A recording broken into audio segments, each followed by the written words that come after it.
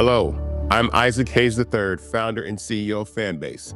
And right now, we're accepting investors in our $17 million round to revolutionize the future of social media.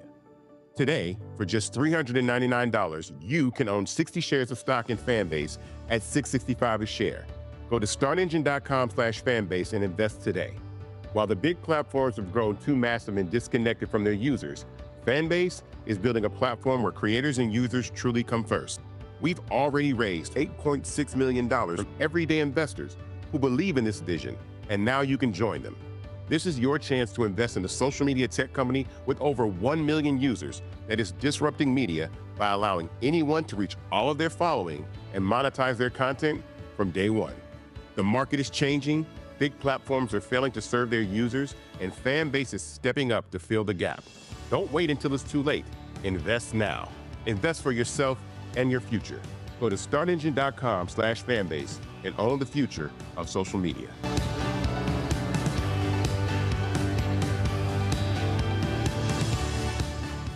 Folks, Black Star Network is here.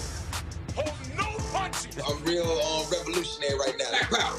Support this man, Black Media. He makes sure that our stories are told. Thank you for being the voice of Black America, Roland. Stay black. I love y'all. All momentum we have now, we have to keep this going. The video looks phenomenal. See, this difference between Black Star Network and Black-owned media and something like CNN. You can't be Black-owned media and be scared. It's time to be smart. Bring your eyeballs home. You dig?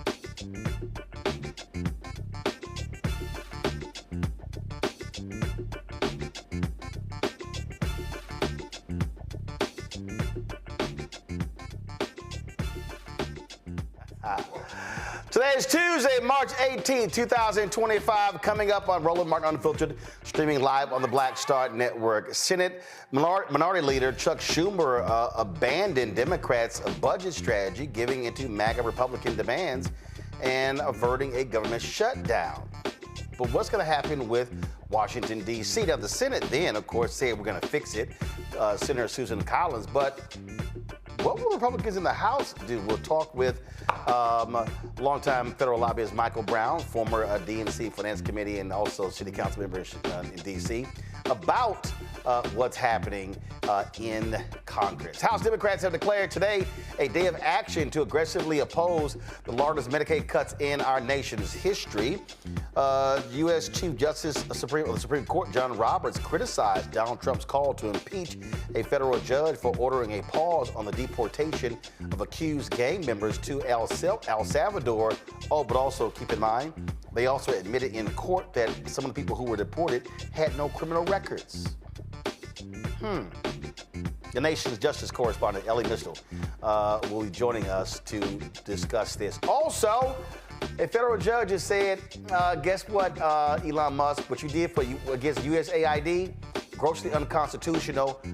Restore payments, restore the emails, everything. The federal judges are striking them down. Plus, in our hashtag, we tried to tell you, FAFO segment, these MAGA fools are turning back the clock. We'll discuss how segregated facilities are no longer explicitly banned in federal contracts. I told y'all. Plus, former Donald Trump spiritual advisor and megachurch pastor Robert Morris turns himself in after a grand jury indicting him for indecency act with a child. We have his mugshot.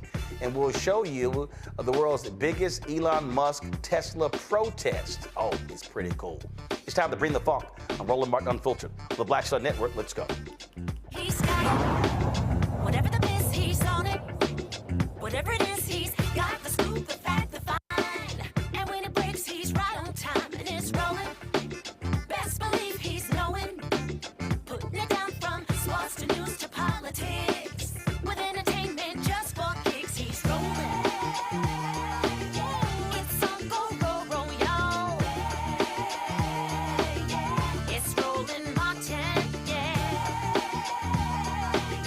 Rolling with Roland now.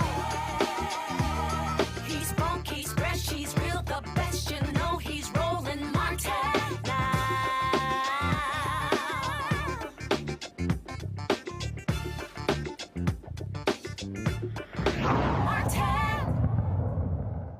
When Democrats voted along with Republicans for the continuing resolution, they included a $1.1 billion cut to the Washington, D.C. budget. Now, your Republicans are like, oh, that wasn't supposed to happen. And so the Senate comes back. You have folks like Senator Susan Collins who say, yo, we have to fix this. And so the Senate fixed it. The problem is the House has to actually fix this. And trust me, there are Republicans over there who are not necessarily down with that. Former D.C. councilman, also federal lobbyist, used to be finance chair for the DNC, Michael Brown joins. And Michael, people don't understand that the Senate, can we see what they did? These Republicans in the House, they may screw D.C. They've already tried. Like they've already done. Correct. And they're going to keep trying. And there's currently a bill to take away our home rule from some of those MAGA Republicans on the House side. Well, already just outside of our studio, the tearing up of Black Lives Matter Plaza, correct, because they said, oh, if you don't do that, then you're not going to get transportation money. That's correct. And those are the threats and the bullying that obviously this administration likes to do. So D.C. right now is in limbo because, again, the Senate moved on Friday, but the House still has to act. Correct, and that's where obviously the trouble will come. First of all, that particular provision never should have been in the first place. There should have been better coordination on Capitol Hill to make sure that you can't rely on votes. You can't rely that some people are going to fall on the sword for the District of Columbia. I mean, some of these folks are fighting for their own states, and then we're going to ask them to fight for us. So we should have done a little more work on the front end to get that provision out. But also, this wasn't like $1.1 billion that was coming from the federal government. No, these are dollars. Now, obviously, just to give folks some context, 20, 30 years ago, there was something called the federal payment. And D.C. did get a federal payment to help us run our business. Then, as D.C. began to prosper more, had our own economic development, property taxes, sales taxes, we then were able to run ourselves. So we provide for ourselves. We pay our own bills. Now, do we get federal grants? Yes. Yeah, just like every other jurisdiction in America. Yep. So no, this is it's going to be a problem when it goes back. I'm sorry that Senator Schumer did what he did. It's unfortunate. If he was going to vote that way, also with the coordination on Capitol, hopefully someone would have said, well, if you're going to do that vote, tell them to take the provision out. Right. And that didn't occur either. And now we're trying to backtrack, and I think it's going to be very difficult. And also, Roland, what makes it even more troubling, I was fortunate enough to be on the Finance Committee during my time on the City Council. And what concerns us is that 1.1 may not even include if the administration comes after other revenue sources, traffic cams, and the like, just like they're going after the congestion tax in New York City. So we'll see. That number could grow. This is going to be a continuing issue that folks have to face. So how must D.C. prepare themselves for this? Well, obviously, the finance folks are now trying to figure out where those cuts, very harmful cuts, I imagine, are going to come from. $1 billion is a lot of money, assuming the number billion stays. It could grow. And that's where the city leadership, the city council, the mayor's office will have to work on trying to figure out where these cuts are going to come from, if indeed, unless some miracle happens and we can get this thing reversed. Schumer is under a lot of heat because of this. He argued that a Republican told him that, oh, we would have kept the government shut down for 8 or 9 months, would have gotten rid of all these people. So he says that this particular move here actually averted that. You buy that? No. In fact, I agree with Congresswoman Crockett, who I know is a guest here on the show quite frequently, and a huge defender of the District of Columbia, by the way, on that oversight committee. But no, I actually agree with her. There are a lot of opinions about that, but I agree with Congresswoman Crockett. I don't think that will occur. Frankly, what President Trump, and I hate to even say that, what 47 is doing, we don't 47, my apologies. No, what we use is the 45? Twice impeach. No. Oh, you do? No, we don't use a number. Oh, you do the Joy Reid? We use the, we use what I came up with. Yes, what that is is the twice impeached, criminally convicted felon in chief. Oh, okay, very well. That's what we use, and it's all factual. That person. What concerns me about how he is moving forward, one of the reasons why he's trying to get things done as quickly as possible is because he knows if Hakeem Jeffries gets that gavel in the midterm elections, his agenda stops in its tracks. Yes, he'll do executive orders, I get it, but he knows that. So hopefully, folks that may have made a mistake a few months ago have a chance to redeem themselves in the midterm elections next year, and hopefully we can stop this a little bit. Congressman Jeffries came out with a statement today saying that he supported Schumer as being the leader. Look, they obviously had a conversation. He wouldn't answer the question on Friday. Schumer is catching a whole lot of heat, and folks are saying, hey, it may be time for new leadership, that he is not prepared to do battle with Republicans and with co-president Elon Musk and nutcase Donald Trump. Well, the minority leader, Mr. Jeffries, did say he disagreed with his decision, but they're fellow New Yorkers. I can see why he backpedaled at least a little on his leadership position in the Senate.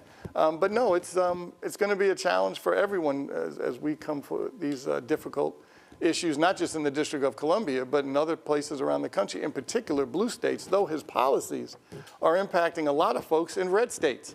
And so hopefully that pushback will come from the other side of the aisle. But I do believe, and I totally understand that you have to have somebody who understands how to do battle. This is not, the fundamental issue that I have, and I had this with Biden, and I had this with Schumer, they're institutionalists. You're dealing with people who don't care about these institutions. They don't care. And that's the challenge. How do you fight that kind of battle? And I remember what my father used to say. He said it to when he was trying to figure out who the best nominee. Now, keep in mind, the chair of the party back then had a whole of just immense power, could almost pick who the nominee was. So when he had different conversations with people going up against Vice President Bush, who, no matter what Republican Mount Rushmore you talk to, whatever person, Ronald Reagan is on the Mount Rushmore of Republican presidents. His vice president was running for re-election. And my father, as chair, said to, at that time, Governor Clinton, are you prepared to come to the fight with a gun or a knife? Because Democrats had always come to the fight with a knife, and everybody else had guns. And it's hard to obviously defeat that. Sorry for the analogy. Yeah, now they bring knives, and the opposition, they bring bazookas. Correct. And so I think that's how we have to fight. And that's why I think so many people were disappointed in Senator Schumer, because at this particular time, when you finally had some leverage to knock down whatever he's doing, he and Musk are doing, he chose a different route. He chose the institutional route, to your point. So yes, we have to fight a little differently now. And that's where the disagreement is within the party. Some people want to stay institutional. Oh, we're too good for that. We should stay above that. And other people are like, no, like Al Green. Al Green said, no, I'm going to put my cane up in the air and voice my opposition. Yeah, and that's why I keep telling people, like, people like, oh, I just think when David Axelrod is running his mouth on CNN, I'm like, dude, this ain't the same. This is not the same opposition that Bill Clinton faced, that Barack Obama faced. This is a totally different world we're operating in. And you can't, right, and he, being that person you mentioned earlier, how you describe him, he knows that.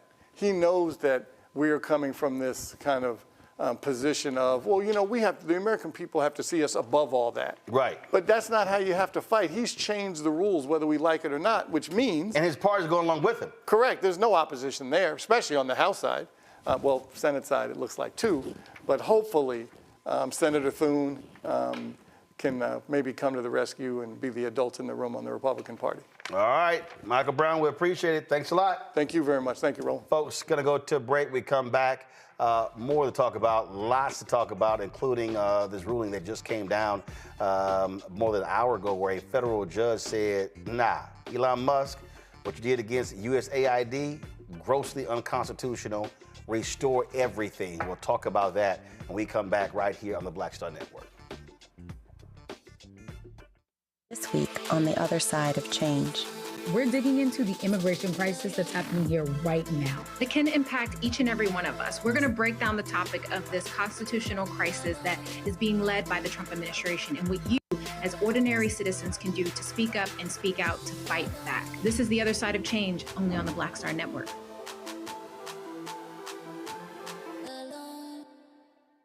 We begin tonight with the people who are really running the country right now. Now, Trump is often wrong and misleading about a lot of things, but especially about history. Donald Trump falling in line with President Elon Musk. In the wake of the unsettling news that MSNBC has canceled Joy Ann Reid's primetime show, The Readout, Roland Martin and the Black Star Network would like to extend an invitation to all of the fans of Joy Ann Reid's MSNBC show to join us every night to watch Roland Martin Unfiltered, streaming on the Black Star Network for news, discussion of the issues that matter to you, and the latest updates on the twice impeached, criminally convicted felon-in-chief Donald Trump and his unprecedented assault on democracy, as well as co-president Elon Musk's takeover of the federal government. The Black Star Network stands with Joy Ann Reid and all folks who understand the power of black voices in media. We must come together and never forget that information is power.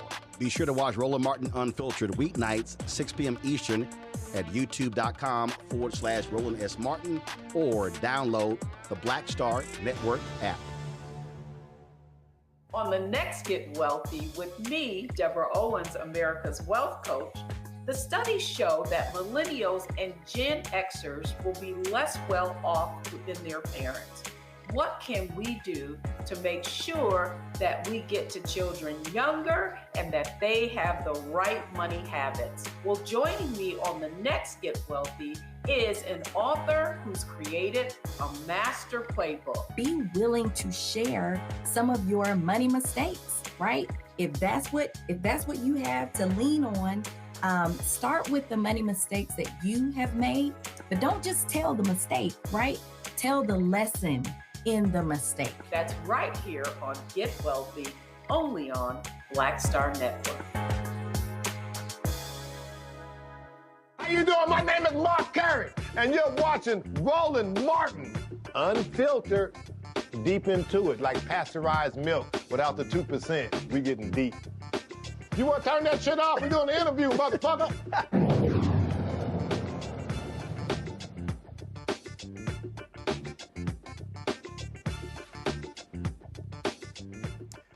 4 days after the Senate passed the House GOP bill to continue funding the federal government, well, guess what? House Democrats kicked off a Medicaid Day of Action to call attention to expected deep cuts to the federal program that provides health care to 70 million Americans. Congresswoman Yvette Clarke, chair of the Congressional Black Caucus, made it clear that House Democrats are committed to protecting Medicaid from Republicans.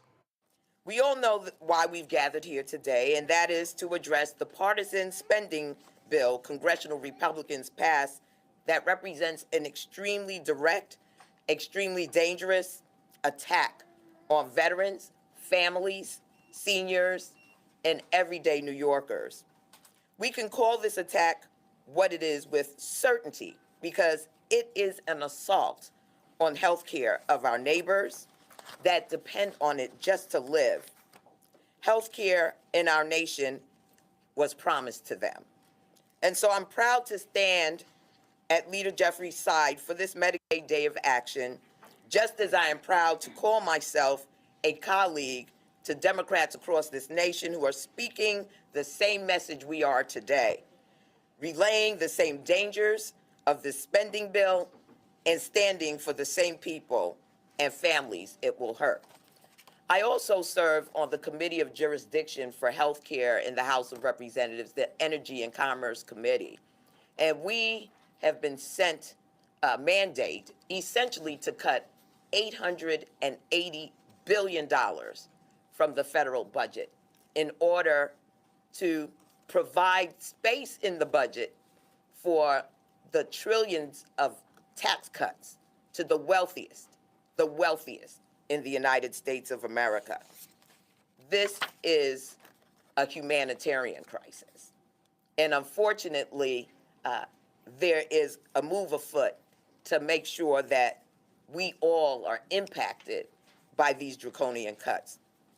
We've engaged in this national mission to speak to millions of Americans across the country who have lived good, decent lives, the people who are now at risk of losing their health care and housing, safer communities, and retirement security due to the cuts made by those who haven't come close to the same standard of decency.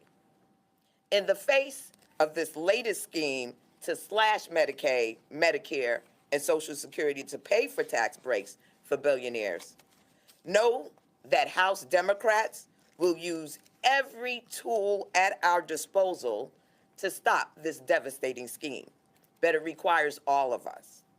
It is clear that Republicans have put a bullseye on the most vulnerable Americans among us, and we will not sit down and stay quiet while they do.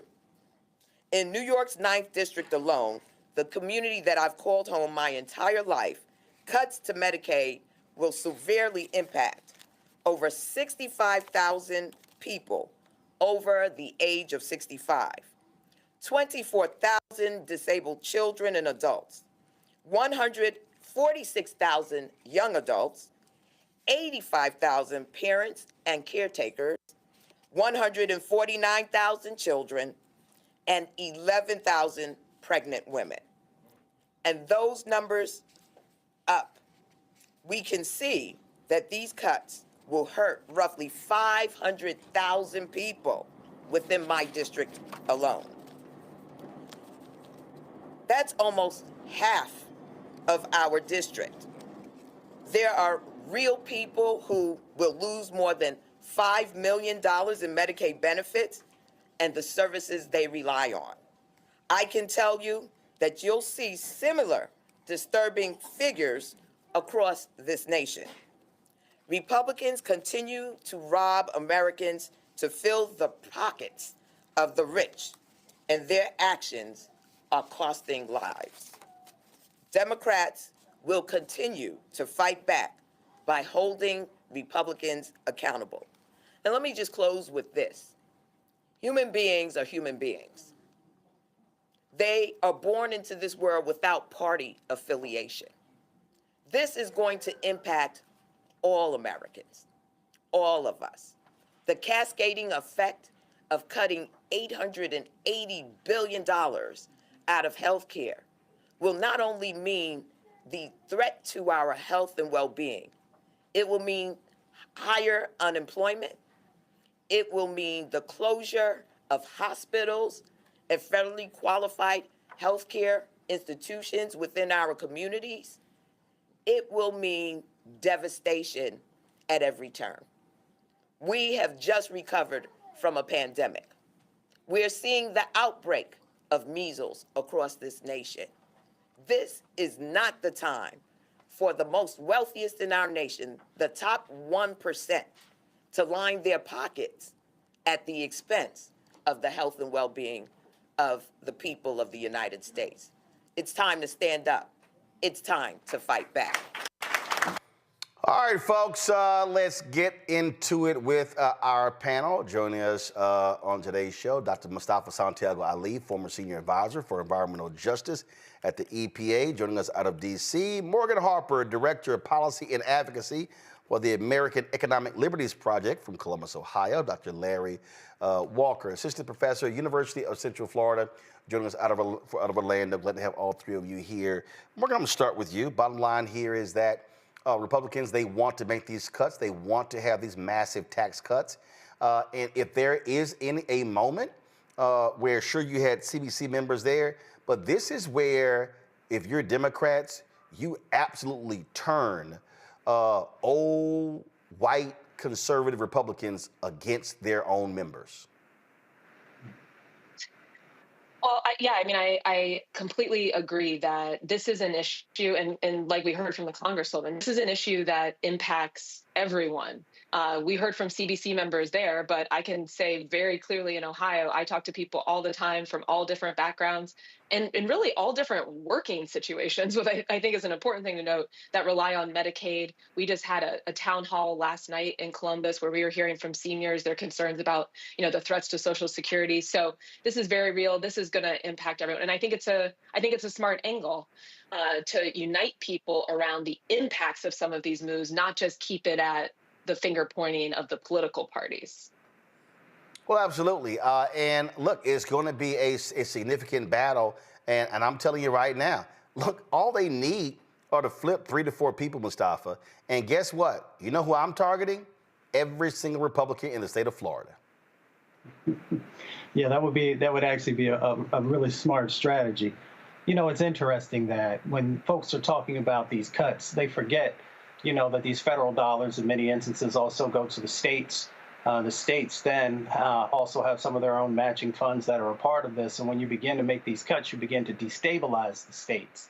You begin to, as the Congresswoman was sharing also, we know that we've already had the shutting down of rural clinics and hospitals in urban settings, and that we need to actually be investing more dollars into our healthcare system to keep our folks healthier, because we know that when we look at the studies that are done on an international level, that we're not at the top of the list in relationship to keeping people safe. And then when we look at our most vulnerable communities, we understand all of the cumulative impacts that are going on inside of those communities that impact people's health.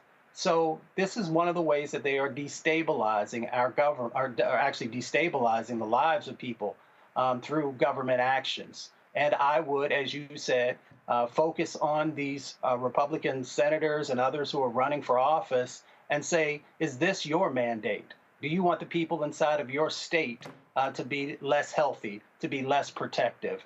And of course, they're going to have to say no at some point, or they're going to get voted out. Larry.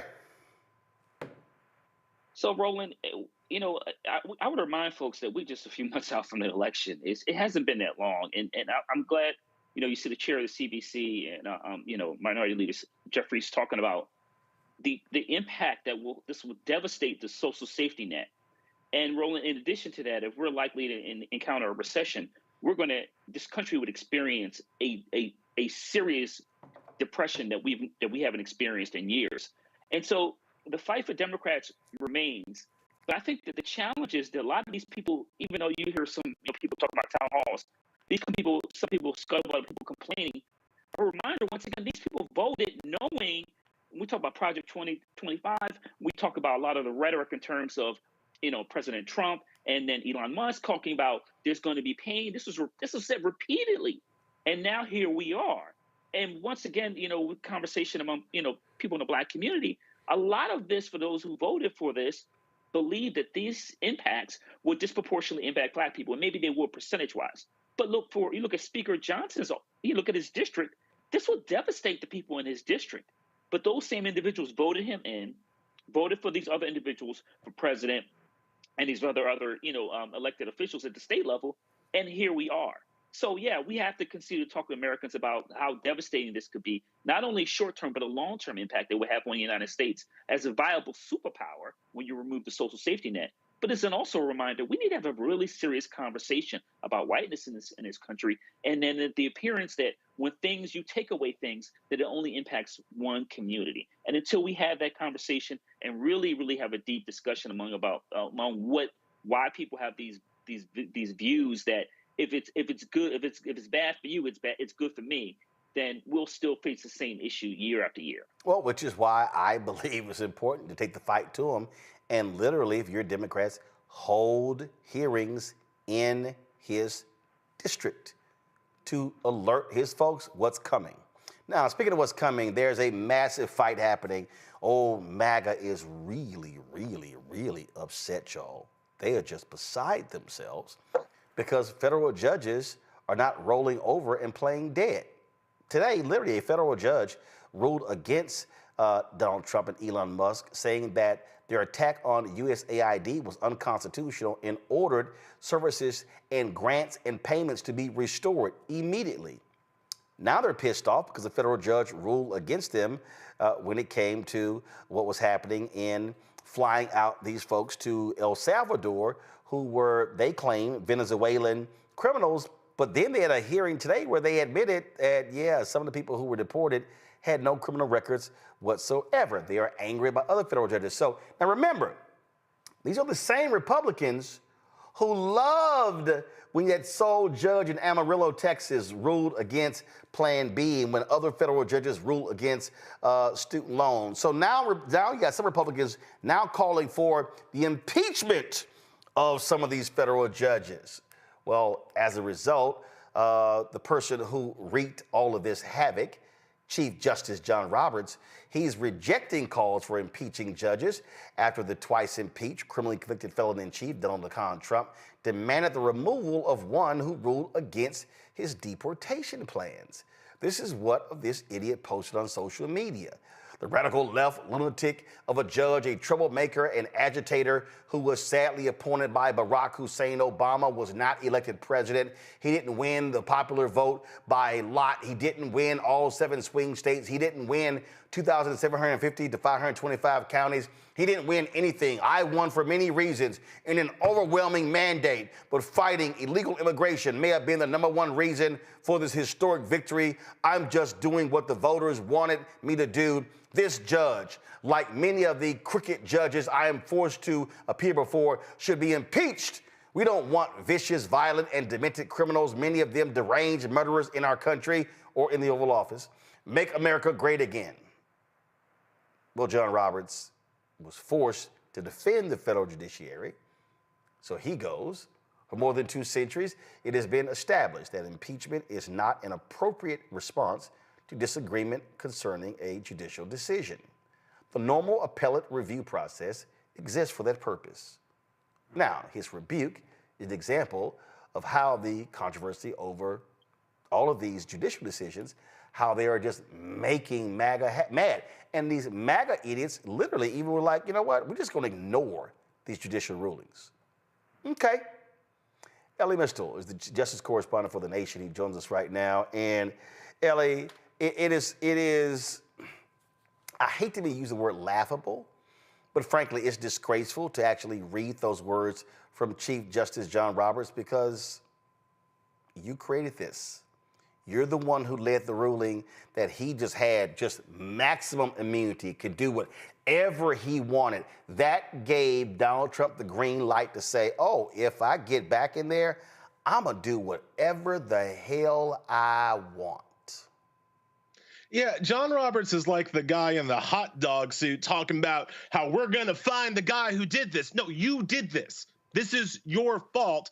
You've done the sowing. Enjoy your reaping, John Roberts. But I want to focus on what Roberts didn't say, right? Because that, as you point out, tepid, weak sauce, pathetic statement that he made was really focused on Trump's call to impeach federal judges. You'll notice what Roberts didn't say. He didn't say anything about Trump following those judges' orders, which is actually the problem, which is actually the constitutional crisis. I don't care if Trump wants to get up on his social media platform and call for the impeachment of federal judges. He can't. Impeachment has to be, for federal judges, is just like impeachment for the president. You have to start it in the House, you have to pass it in the House, and then you need a supermajority in the Senate to convict. So he can talk about impeaching federal judges all he wants. That ain't going to happen, but that's what Roberts wants us to talk about. Roberts doesn't want to talk about all of the times so far that Trump has directly defied court orders from his precious judges. Why doesn't Roberts want to talk about that? Because Roberts doesn't think he can do anything about that. Well, and that's an excellent point, because what you're looking at is a lawlessness operating out of the Oval Office. They don't care about the law. They don't care about the Constitution, only the parts that they choose to agree with. What I want is for people who keep telling us that the courts are going to save us, the institutions will hold, all of these lawsuits that we have filed against them will lead to some result or restraint against Trump. I would like to ask those people, especially the people in our own community, what do you got now? Because Trump is in violation of various court orders across a host of federal issues, and I don't see anybody stopping him.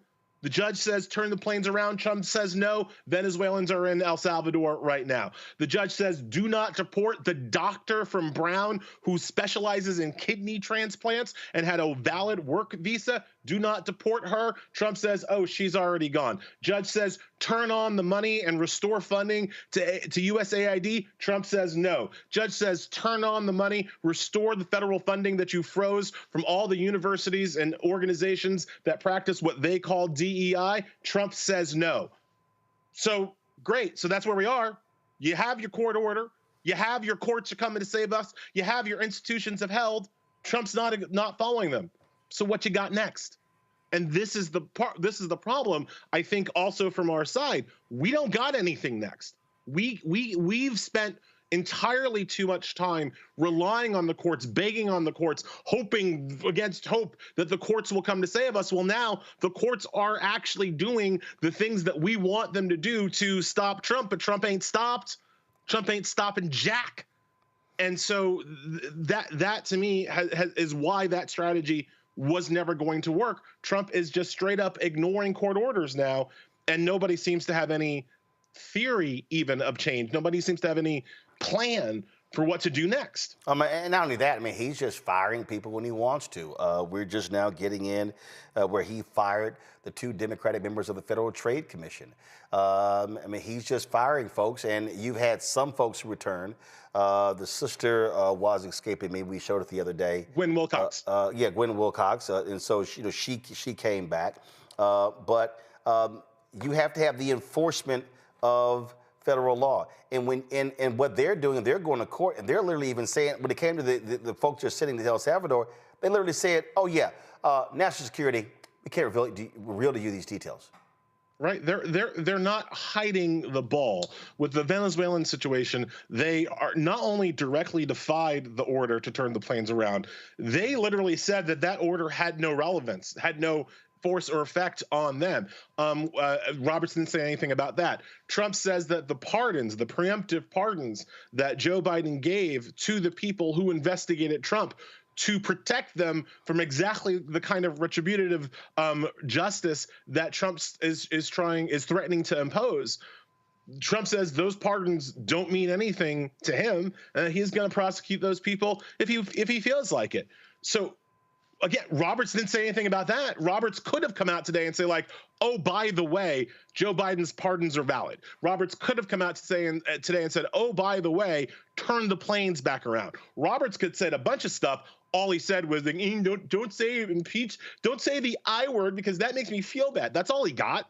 So again, the solution is never going to come from the courts. The solution is never going to come from pencil-necked geeks in robes or wigs or whatever they're wearing these days. The solution can only come from the people who demand justice, not simply hope for the courts to create it out of thin air. So you say demand justice. How do you do that?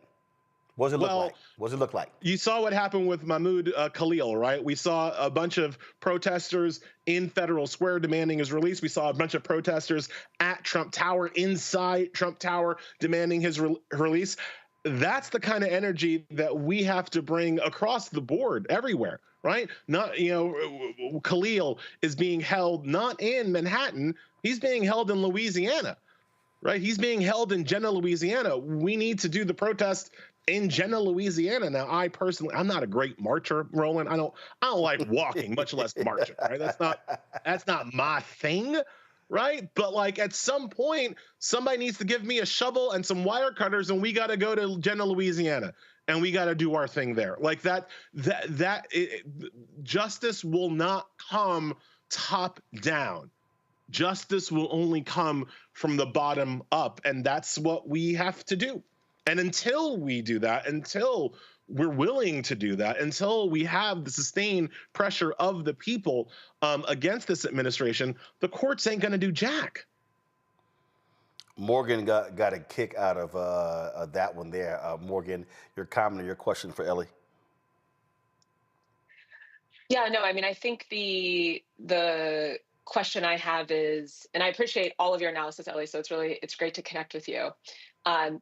Your message is hit the streets. People should hit the streets. I wonder if that's the same guidance you have for members of Congress, because as we know, they have different tools at their disposal. If you were speaking specifically to members of Congress who do still believe in the rule of law and what to do what they can to protect that, what would you like to see them doing? Yeah, I think we're going to need a little bit more than placards, right? Like the silent auction at the State of the Union for fascism is not going to cut it. Obviously, Congress has more tools at their disposal. And look, I also have respect for the fact that many of our Congress people are old, right? Just to put it frankly, right? And I don't want them to get hurt. So there is a level of street level activism that many of them just physically can't pull off, right? I'm out here talking about I don't like to march because I'm overweight. They don't like to march anymore because like they're crumbly, and we need to respect that. And so I'm not in the position, I would never be in the position where I'm going to tell some 75-year-old congressperson to go do something that is better done by a 23-year-old activist, right? So like setting that up, the level of resistance that we need to have from Congress has to be post-institutional, right? Has to be extrajudicial, right? The idea that all they can do, that all they should be doing is using the normal means and powers and structures of government to oppose Trump in the normal ways, that isn't going to cut it. That hasn't cut it to this point, right? So like you want to talk about lawsuits? I don't want to like the Congress people should be suing Trump in their personal capacity if they still think that the courts can help them, right? Congress people should be the ones hiding, literally hiding some of these documented, because we're beyond undocumented. He's doing this to documented immigrants. Congress should be hiding those people in their offices, in their homes, and daring Musk and Trump and the U.S. Marshals to come take them out, right? We should be hiding in churches, calling for sanctuary, the old Catholic version of the Hunchback of Notre Dame version of sanctuary, right? And daring Trump's forces to breach the threshold of a house of God. Like that is the level. But do you think they've actually exhausted all the tools available to them institutionally even? I mean, like this idea of Congress members personally suing, that's not something I've heard any of them talk about. Holding or starting investigations. I think that's an important point because I don't know if we have a full understanding. I don't know if they even have a full understanding of all the tools available to them that are distinct from everything you just named anybody technically could do that, right? Ellie, to that point, explain to people when you say how they should personally sue. Explain what that means. Right. So in general, Congress sues as a body, right? Like it is the U.S. Congress that's suing for this or that or the other thing. But you can't do that when you're in the minority, right? Mike Johnson controls what Congress can sue for. John Thune controls who Congress can subpoena because the Republicans control the government. So I'm saying instead of doing it that way, since the Republicans won't let you, sue in your personal capacity, right? Sue as like a concerned citizen. It'll get a lot more media attention if, I don't know, Chuck Schumer sues Donald Trump and Elon Musk and Dodge, as opposed to me, right? Chuck Schumer is the senior senator from my state. He can sue as a New Yorker, right? And then we have our fight in the courts where we'll probably lose because, again, I keep saying the courts are not what's going to protect us or help us. But Roland, just like you were talking about earlier, in terms of like having hearings, having rallies in Mike Johnson's district to get the people Mike Johnson represents to understand the threat and the values and the problems that Johnson is causing. That's what I'm talking about in terms of personal lawsuits. Do it so that the people can rally around you and understand what the problem is, regardless of what the courts do to it, because again, in my theory, we're extrajudicial now. We're beyond the courts now. I want Hakeem Jeffries on the Supreme Court steps arguing his case, even if the Supreme Court's going to ignore him, because that's the kind of thing that the media will cover, and that's the kind of thing that will alert the people, not just people like you and me and Morgan, but it will alert people who don't pay a lot of attention to politics and law and that kind of stuff, that we are in a completely different situation, that we are in a completely new state, and thus we need to use completely different strategies and actions and what have you. So just to quickly answer your question, Morgan, no, I do not think that Congress and Chuck Schumer have exhausted all of their institutional possibilities here. I don't think that they've even crossed the 50% threshold with that. Larry? Thanks to your analysis. So I've argued kind of what you talked about is that the Democrats on the House and Senate are far too focused on decorum and not discord. And I'm wondering, in terms of when we have this conversation about some of the challenges that we're seeing as it relates to what we're supposed to see from the judiciary, people filing lawsuits, judges saying you can't do this and this being ignored. Are there lessons we can learn from the time of Charles Hamilton, Thurgood Marshall, in terms of not only in terms of what they did, those great legal minds did, the Supreme Court, federal cases, et cetera, but are there other lessons we can learn in kind of that Jim Crow era in terms of what we're facing today in terms of these system people saying, I'm not listening to, in the Deep South, I'm not listening to, this thing, what the Supreme Court says, et cetera. Are there lessons that we can learn from the legal perspective in terms of how we attack some of these issues? Yeah, so number one of the lessons that we learned, that we should learn, and I hope liberals finally do learn, is that the courts are not going to save us, and they never have. Like, we tend to remember people like like Thurgood Marshall as people who bent the courts to the will of the civil rights movement. But Marshall loses those cases if there isn't a civil rights movement backing him up, right? Let's never forget, Brown, my mother was born in 1950 in Clarksdale, Mississippi. And she likes to say the 1954 decision on Brown v. Board of Ed didn't mean jack crap to her. Didn't desegregate a damn thing in her neighborhood. Desegregation was not brought to us by the Supreme Court. It was brought to us by the people. It was brought to us by the movement.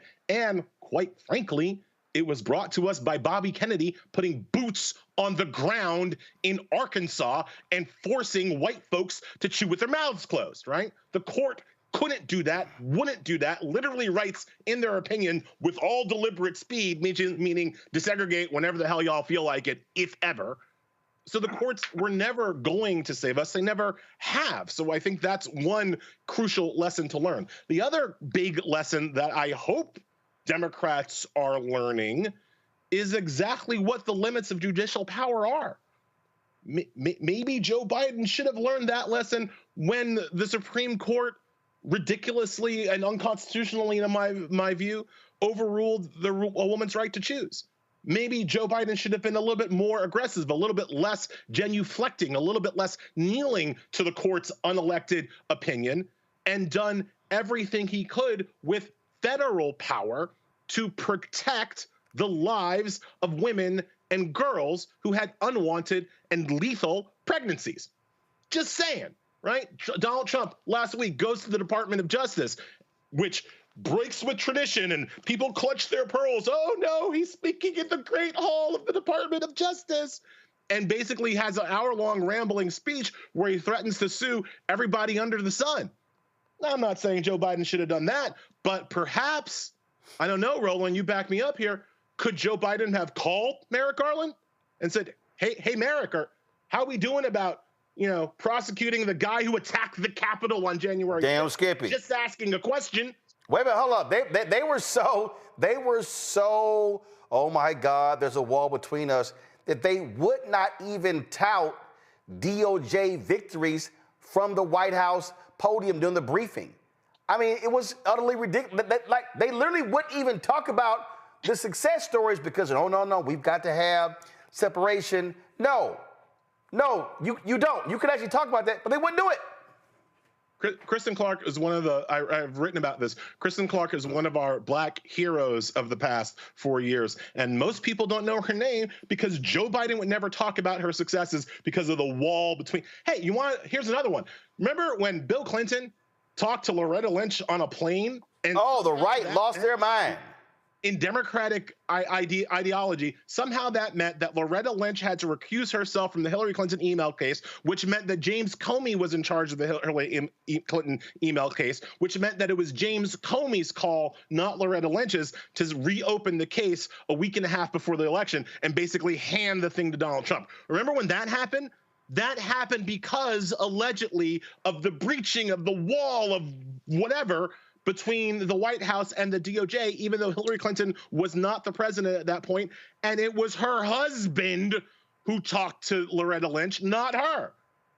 So again, maybe one of the lessons the Democrats could learn here is to stop bringing spoons to a gunfight. Maybe one of the lessons here is that the Supreme Court is not actually in charge of the entire country, that there are 3 branches of government, and if the Democrats are ever fortunate enough, if Trump ever allows them again to control 1 or 2 of those branches, maybe they should take that power more seriously. Mustafa. Well, Elie, it's good to see you. It's been a while. It's been a while, man. Yes, brother. I got a 2-parter for you. So the first part is, Black folks, I come out of the grassroots movement. Black folks been marching. We show up. We put our bodies on the line. What are your thoughts about what this needs to look like this time? Because, a lot of brothers and sisters have said, you know what, I have marched for important issues, but I need to see some other allies actually putting some skin into the game. So that's the first part. Second part is, we've got a set of elections, right, moving up to the midterms. What's your vision for what we need to be doing in that space so that we at least have a chance to balance out some power here?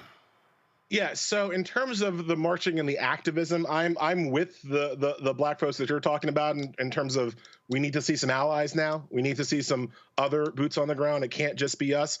One of the things that this election has proven, that this administration has proven painfully in some ways, is that Black people cannot save this country from white folks.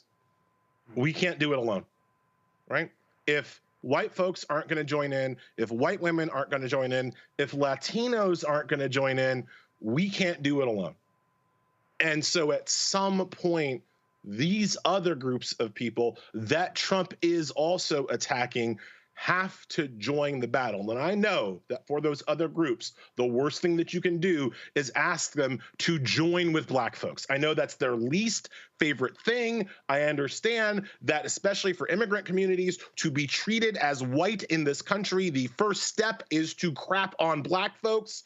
I get it. I understand their perspective. But if they want to improve this country and have I don't know, freedoms in this country, they better get over themselves and ally with black folks, because black folks cannot save this country by ourselves. That is number one, right? In terms of the elections coming up, look, man, I've been a Democratic voter all my life. I've never voted third party. I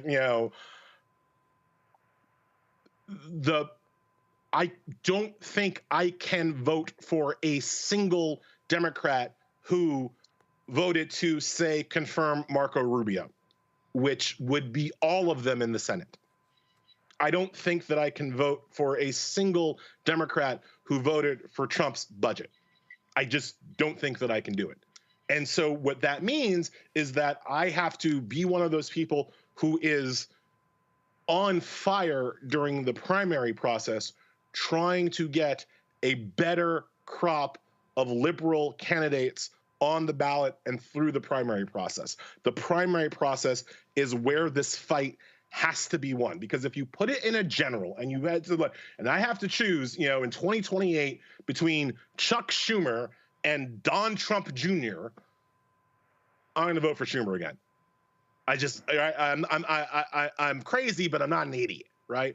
So I have to do everything in my power to not let that happen, to not let that be my only choice. And that means going hard for whoever is going to primary Schumer in 2028, and going hard for whoever is going to primary these weak and useless Democrats in the lead up to 2026. That's where the fight has to happen. That's where my focus has to be. And to the extent that I have any voice or platform, what I am telling everybody is to show up for the primary elections in 2025 and 2026 as if it's the general election in 2028. That is how important these primaries are. I like to use the example of the Tea Party, the Republican Tea Party, the failed Republican Tea Party that actually metastasized into the MAGA movement that now runs the country. Where does the Tea Party start? Does it start with them taking out Democrats? No. The Tea Party starts with them taking out Republicans who they believed were not committed to the cause.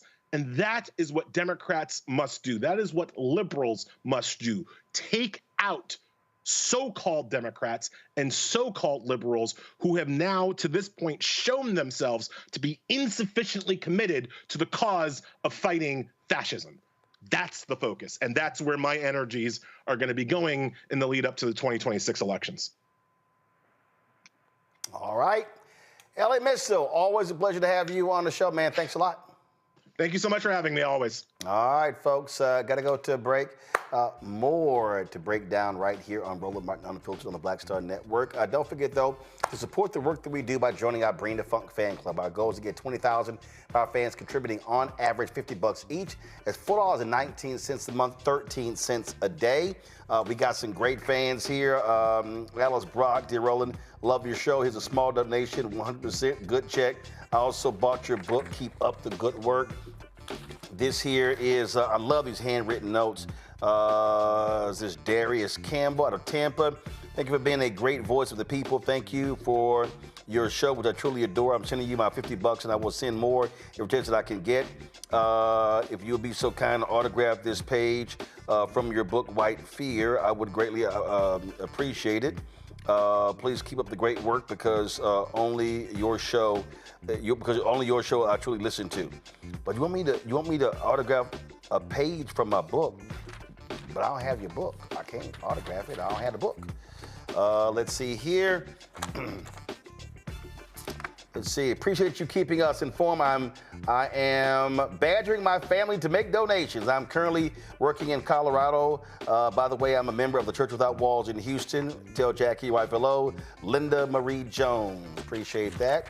Let's see here. Ramon, thank you for all you do and the way you do it, and for being knowledgeable and keeping it real. We appreciate that.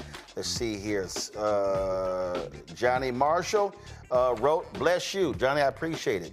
Let's see here. Veronica, I'm so proud of your work, and I hope many more people are also by showing it 2. Thank you for the great coverage at the DNC. Appreciate that. Larry Williams, right? Keep up the good work. Appreciate that, Larry. And let's read one more note before to see here. Napoleon Keys is a regular contributor to the show, so shout out to Napoleon. And this is Regina Reynolds. Thank you for keeping us informed of what's going on in our community. I'm retired now, but I will send a donation when I can. This is very important to our community. I watch you almost every day. I've learned a lot. Keep going. Keep going. We as Black people need you to speak for us. May God continue to bless you and your family. Be blessed again. That's Regina Reynolds. And so, man, we get these notes all the time from our fans, and I appreciate that. Again, if you want to contribute via Cash App, use the Stripe QR code. This is it right here. You can just simply click the Cash App button to continue to contribute. You can send your check and money over to P.O. Box 57196, Washington, D.C. 20037-0196. PayPal, R. Martin Unfiltered. Venmo, RM Unfiltered. Zelle, Roland at RolandSMartin.com, Roland at RolandMartinUnfiltered.com. You can also get your Roland Martin Unfiltered Black Star Network swag by going to RolandMartin.creator-spring.com. Get your shirt, FAFO 2025. Also, don't blame me. I voted for a Black woman. Lots of other stuff you can get there as well. And so please do so. I'll be right back.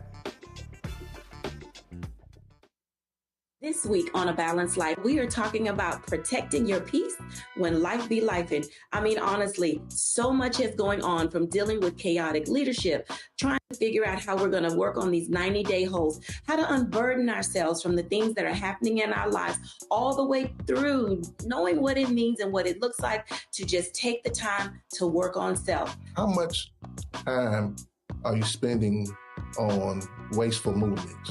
Like what energy audit do you need to do on your personal time and your personal life? Because maybe some people don't need to have that front seat perspective on your life. Maybe some people need to be in a different position where they don't cloud your view. That's next on A Balanced Life with Dr. Jackie here at Black Star Network.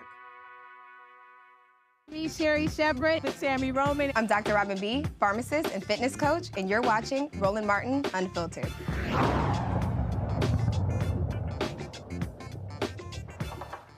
How many times have I told y'all that this is one of the most anti-Black, racist administrations we've ever seen?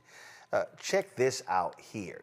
The federal government no longer explicitly prohibits contractors from having segregated restaurants, waiting rooms, and drinking fountains. The segregation clause is one of several identified in a public memo issued by the General Services Administration last month, affecting all civil federal agencies. The memo explains that it is making changes prompted by Donald Trump's executive order on diversity, equity, and inclusion, which repealed an executive order signed by President Lyndon Baines Johnson in 1965 regarding federal contractors and non-discrimination.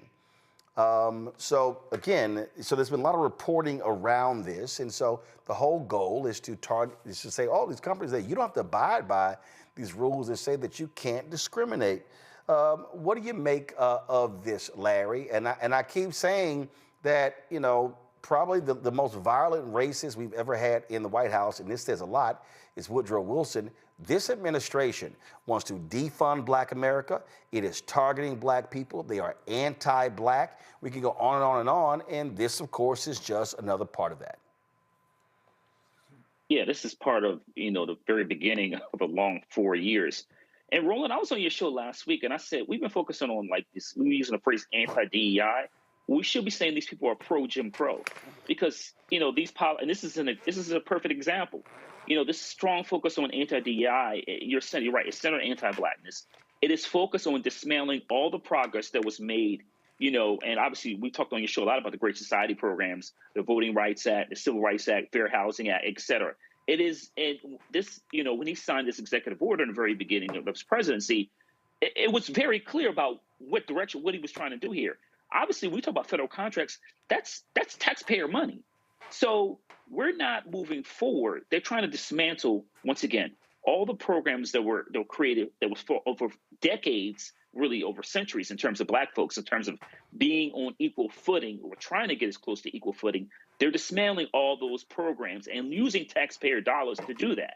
And so when Elie was on before, we talked about I mentioned, we have to focus on discord and not decorum. People have to be willing, and I know Black people are tired, but they have to be willing when we sing things like this to make sure we're heard, not just at town halls, but various other methods we have to use to make sure that these kinds of things are reversed. Because you go back to LBJ in terms of the work he did, like I said, with the Great Society program, signing an executive order.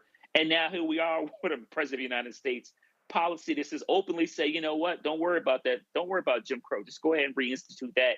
And we'll keep moving forward to make sure every program, every right that Black folks have fought for decades is eliminated. And this is, once again, another terrible example of that. Morgan, I have made this clear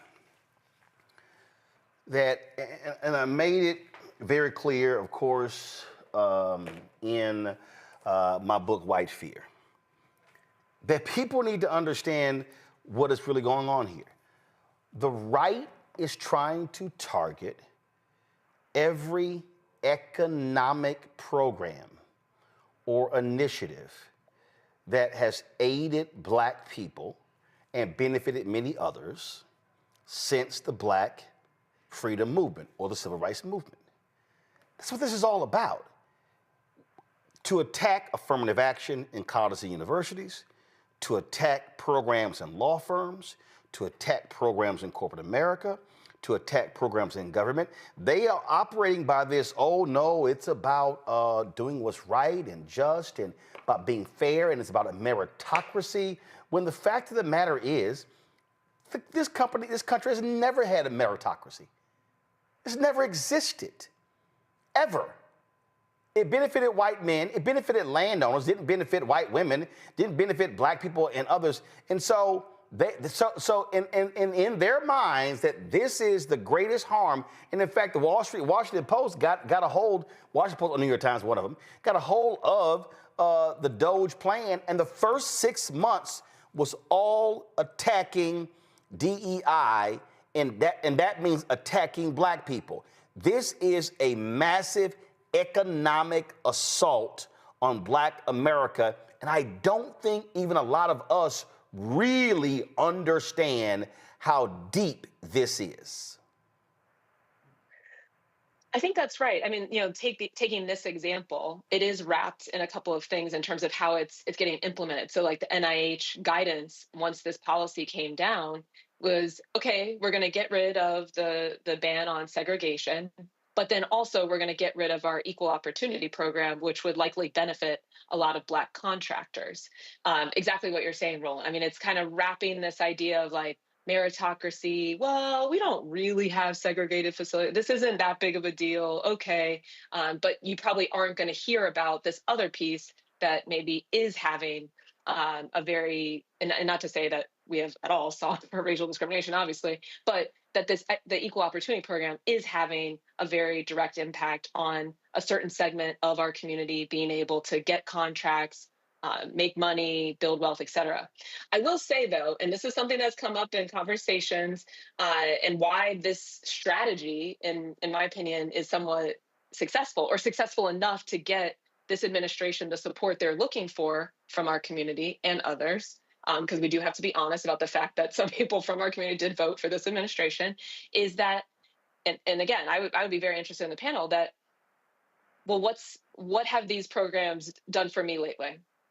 I have never gotten access to that type of contract. We've had generations of these contracts. It has not impacted the economic reality in a significant way for, let's call it, at least 50% of the Black community.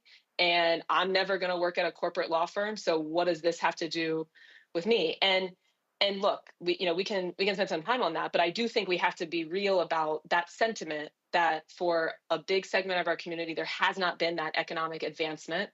And getting back to one of the things that Elie mentioned when we're talking about, building a successful coalition, an administration that will support having these types of opportunities available, we have to think about what those economic messages are going to be able to get enough people to support in the right direction.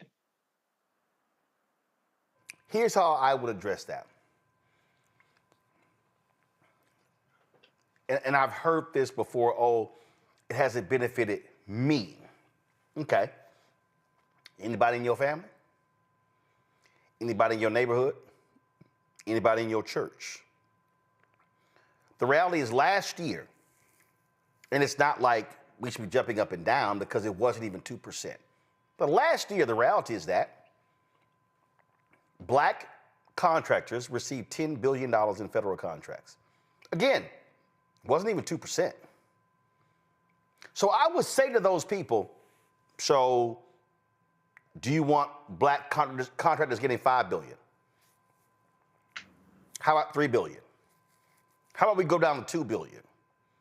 Because here's the reality. In black neighborhoods, you have black organizations that are dependent upon the largesse of black people who work. Black churches, HBCUs. So when someone makes that comment, Mustafa, they're actually not looking at black people in the aggregate or as a whole. And so when I hear people, you hear this phrase, Democrats have never done anything for us. Well, that's also a lie.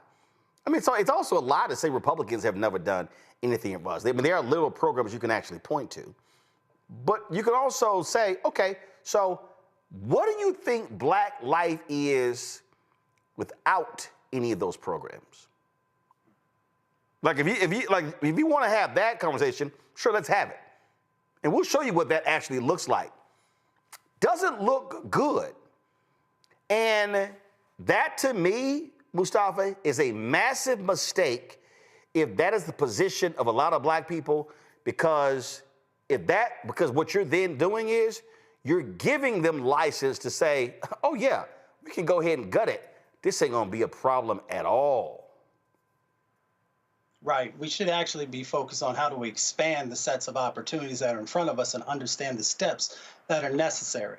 Because we often on the show talk about the wealth gap that exists. We know that this plays a small role in helping to address that. We understand that.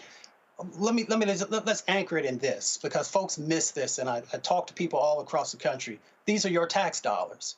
So if you're not getting some of those tax dollars back, then that means that they're going to other communities. They're going to others who may not be looking for opportunities to reinvest inside. In fact, Mustafa, let's take it back to Jim Crow. Mm-hmm. There were decades that black people were paying into a system that they never got anything back. Mm-hmm.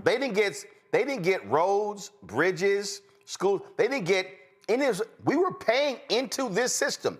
Literally, white folks were being able to live a grand life because they were benefiting from the tax dollars, property taxes, income taxes, sales tax of black people during Jim Crow, and we got virtually no benefit. That's exactly right. And I would encourage folks, I'm not going to give you homework, but I would say if you really want to understand what's going on in this moment, if you really want to be anchored in this conversation that we're having right now, go back and look at President Andrew Johnson. Because in 1866, he actually vetoed the Civil Rights Act. He was against the Freedmen's Bureau. He believed that in the South, only white men should govern.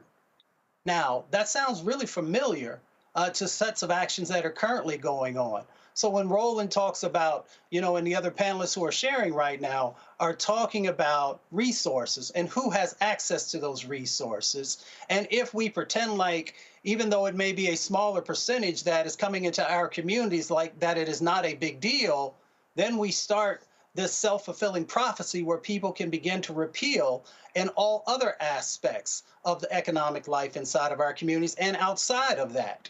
So I know everybody, means well when we have these conversations, but we have to look deeper because many times we are having a surface conversation and not really seeing the dynamics that go on behind the scenes. After decades of working in the federal government and pushing back, even when I was in the federal government, against injustices that I saw, I saw these opportunities for our communities to better be able to fund, and nobody was giving us anything. It was really our dollars that were being redirected to other communities, to other initiatives, and not the ones that communities were actually asking for. So we just got to make sure that we have a much better understanding of how we build a stronger economic infrastructure, which then gives us the opportunity to create stronger infrastructure in all the other aspects that are critical to healthy and sustainable communities, that come from where we are.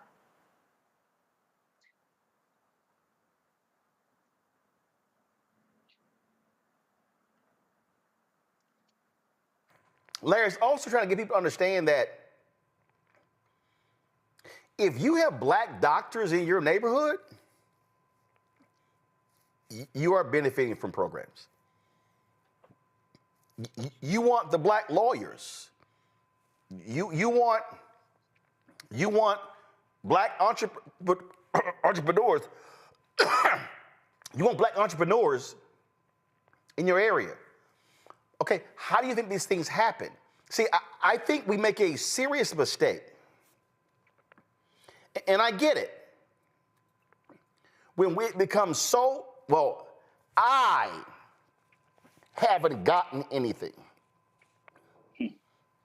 And whenever I remember we were on the road, I forgot where we were broadcasting. And the brother put that out there. My response was, who did you ask?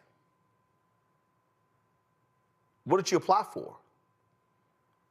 I said, at some point, I said, you can't just look at this as, well, let it all go because I haven't benefited, when if we start breaking these things down, oh, no, you've actually benefited. You've actually benefited from a lot of this. But there's a difference between a direct benefit and an indirect benefit. Well, I've talked about this on your show before. We have to, first of all, and maybe this goes back to like the Freedom School Project and doing this during the summertime. We have to do a better job of really, in your show, that's why your show is so important, explaining to people how these systems are linked. And part of the reason why we have a president we have today is because people don't understand some of the basic, simple ideas about federal resources. The other thing is I want to highlight one thing you said about, you mentioned black physicians, lawyers, et cetera. The importance of black physicians alone in the community. There was a study came out a couple of years ago that found out black infants are two to three more times more likely to die if they had a white physician compared to having a black physician. And let's sit with that for a second. In addition, there are a lot of folks out here who are getting away from the idea of communalism. The reason why black folks we are where we are today, beyond the fact we've continued to deal with systemic racism, is because we have a strong sense of communalism that goes back to our ancestors, slave Africans being brought here to the United States. This idea of communalism is what's kept us as sane as possible, and why we've been able to in some ways navigate these economic, political, and social systems. So this idea that people don't see how they're benefited is we have to do a better job of explaining to people how, like you did, articulating how these systems work. B, we have to do a good job of highlighting if these systems don't exist. We talk about Jim Crow in terms of the challenges that black folks face. In addition, we have to remind people that even though there are some of us people on our panel and some black folks throughout the country who are successful, it's a reminder that those numbers should be quadruple what they are, whatever our discipline or our place of study is. But because the system is embedded in white supremacy, even those black folks have had a hard time getting to where we are. So the idea is it's not us. It's not that we don't benefit from the system. We do. But the idea is the system is so complicated and geared towards, limiting our success that you may not necessarily see it immediately or, your immediate community, even though you benefit from it. The idea is to be far more black people thriving economically, politically, et cetera, if we dismantle the system to make sure that black folks have the chances that we deserve as U.S. citizens. Okay, so somebody just posted. Hold on one moment. Someone just posted in the chat. I found out my doctor was racist during COVID. When I think about opioids, the numbers have changed in the last several years. But in the first 3 to 5 years, racism actually, I know people may think this sounds crazy, but that was probably one of the few times black people benefited from racism. White doctors believed that black people had drug problems. So therefore, they prescribed black people to take Tylenol. They were initially prescribing white folks OxyContin and a lot of the other powerful opioids. That's a perfect example, to Larry's point, when you have black healthcare professionals who are able, I just saw a story, I think her last name was Castleberry, a very prominent sister on YouTube, or she was on TikTok, it was something along those lines. She was a social media influencer. And for 8 months, her white doctors kept telling her that she had a fibroid problem. Come to find out, she had cervical cancer. When it was finally diagnosed, it was stage 3. She died a few months later. So I need people to understand that when you look at medical school programs, when you look at student loan programs, when you look at, like, there have been things that have been done that have aided the rise of black doctors and black lawyers and black engineers and black professionals. And also, I think we gotta also be willing to challenge our own people who don't know shit. Because in your own community, if you're like, okay, do I accept what I have or do I want straight? I just keep going back. I just keep going back to my life growing up in Clinton Park in Houston. We lived 8 blocks from my grandparents. My parents didn't go to college. Both worked. Combined, never made more than $50,000 a year. 5 children. And when they decided to join with others to launch a civic club, they were asking very basic things. How do we get new streetlights? How do we get new streets?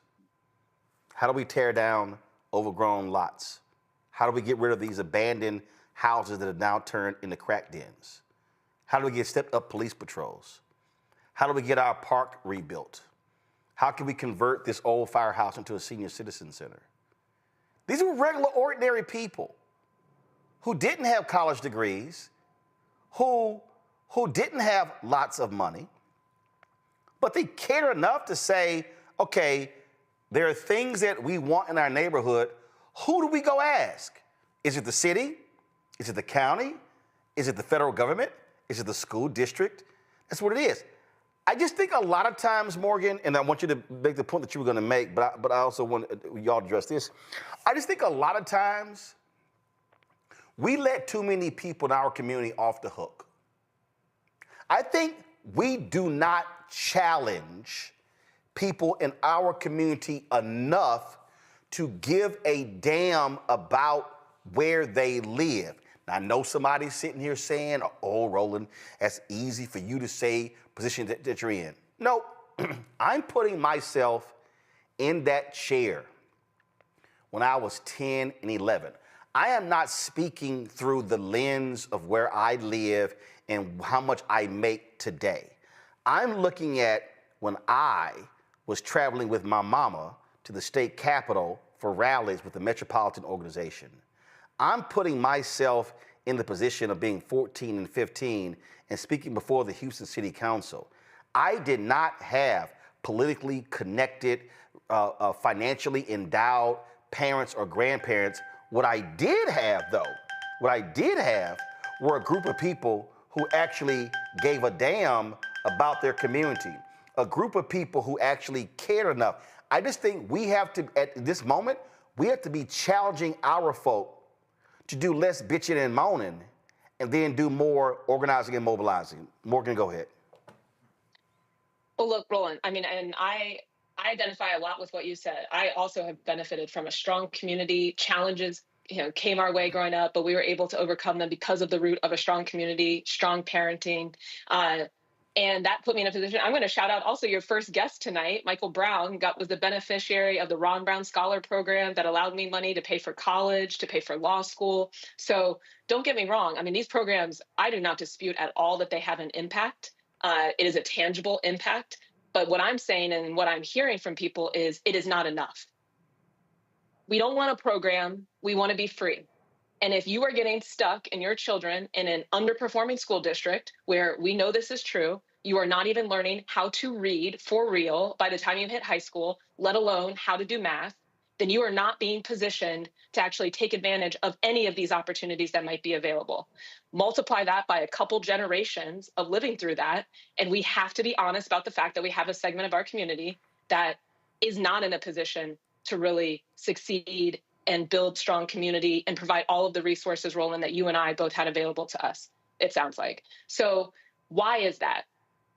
I would say it is about the fact, in a big, big way, that people do not have enough money and financial stability to be able to reinvest in their community in that way. Are some people just checking out? I absolutely think that's true. But let's even take the example of a Black doctor right now. That Black doctor is going to be entering a healthcare system that is going to stress them out, that is not going to allow them to actually probably have an independent practice where they would be able to be rooted in our community, sponsor the Little League team, do all these things. They're going to get gobbled up by United Healthcare, a huge monopoly that's going to dictate how much they get paid, when they work, and if they don't play by those rules, they will not have a job and be able to practice medicine in this country after probably accumulating $200,000 in debt.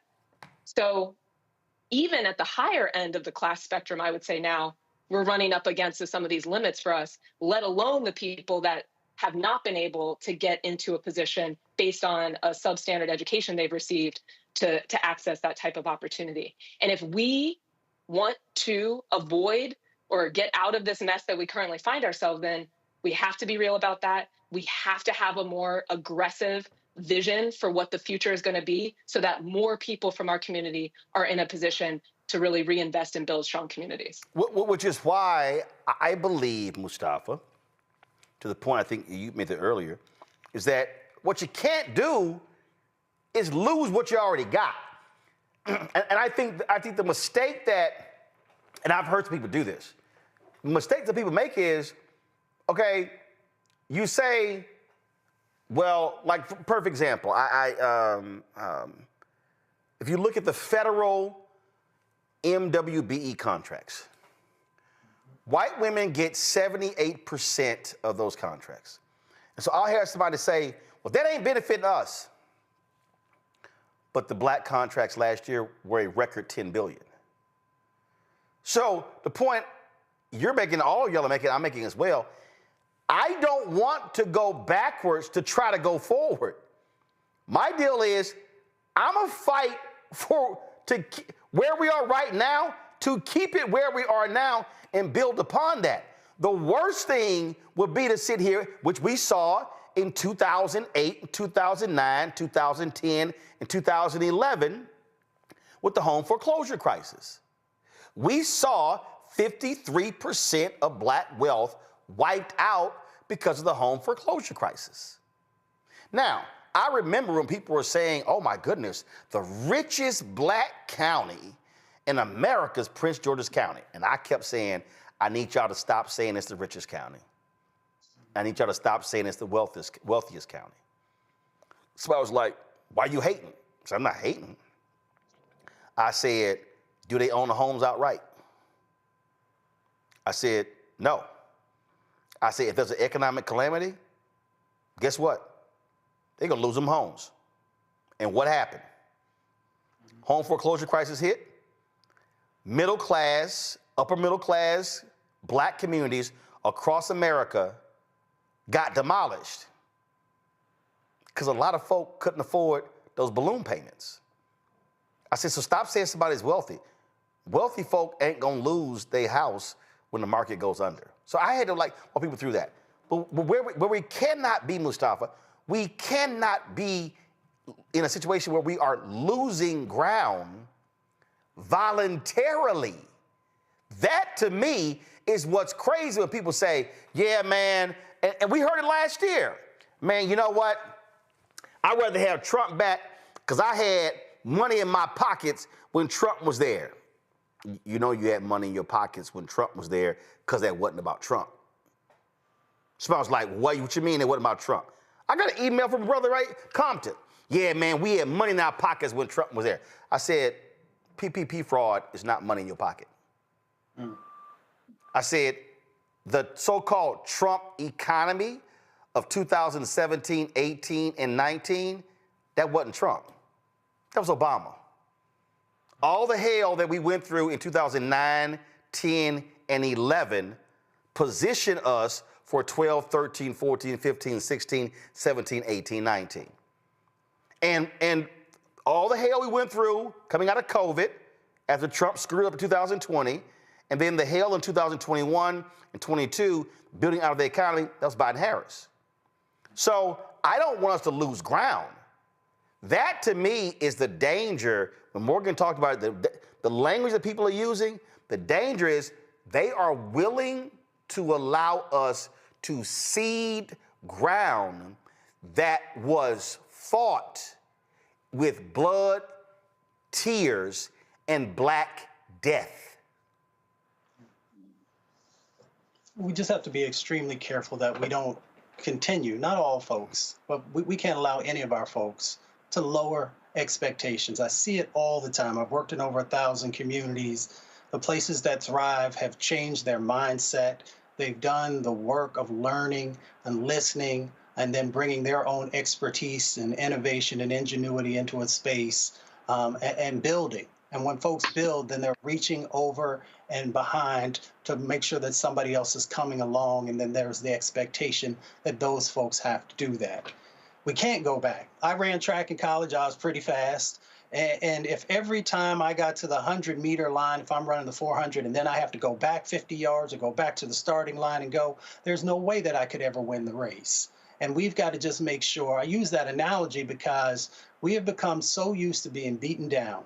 We've become so used, some folks, to not having the information, to not having somebody who says, brother, sister, family, this is how you can do this. And when we do this, then we can get stronger together and we can make sure that more folks are actually thriving. Because so many people have just been through so much that sometimes they get locked into this survival mentality. And survival mentality means that you are constantly on defense. And you are never on offense thinking critically about how do I make moves? How do I actually build a strong infrastructure, not just underneath of myself, but underneath of my family and then expanding out to my community and expanding out to my people. That's the mindset that you have to get to. But you've also got to have a place where people can help you to learn how do you navigate these systems? We always talk about breaking the system down. You know, I think that that's fantastic if it was a possibility. I think you got to figure out how you navigate stuff, and you may bring new elements in. But I'm always willing to learn. So if somebody has figured out how do you completely dismantle a system and rebuild it, I am more than willing to listen to that. But until I see that in practice and see it how it is uplifting enough of us, then we've got to make sure that we are actually holding our arms around each other, making sure that nobody's just holding on to information and lessons learned and best practices, and making sure that folks are getting that information and that we're trusting each other. But trust comes through interactions and for people showing up, even folks who look like us. We still got to continue to show up. And if we're going to build trust, then we got to stick and stay with each other. And that is so critical in this moment. Because if we are not truly, and I heard Larry earlier talking about community, if we are not building real community in this moment, then a whole bunch of folks are going to be in some very devastating situations because there is intentionality in making sure that they are stripping away the various resources, but also the erasure of the successes that have happened. And we can't allow that. And that means that not only that we operate with our hands and making sure that we are shouting out and educating, but we also have to make sure that we are utilizing these amazing brains that we have that have helped us over 400 years to not just survive inside of this country, but that is going to require commitment. And we have to make the decision if we're going to commit to each other. And y'all know, I always do this. I always lay out where where there is something biblical that you can apply to what I just laid out. And when I was talking about how we cannot cede any ground, how it is our responsibility to fight for what we've gotten so far. The reason I need people who are watching and listening to hear this, but also spread this, is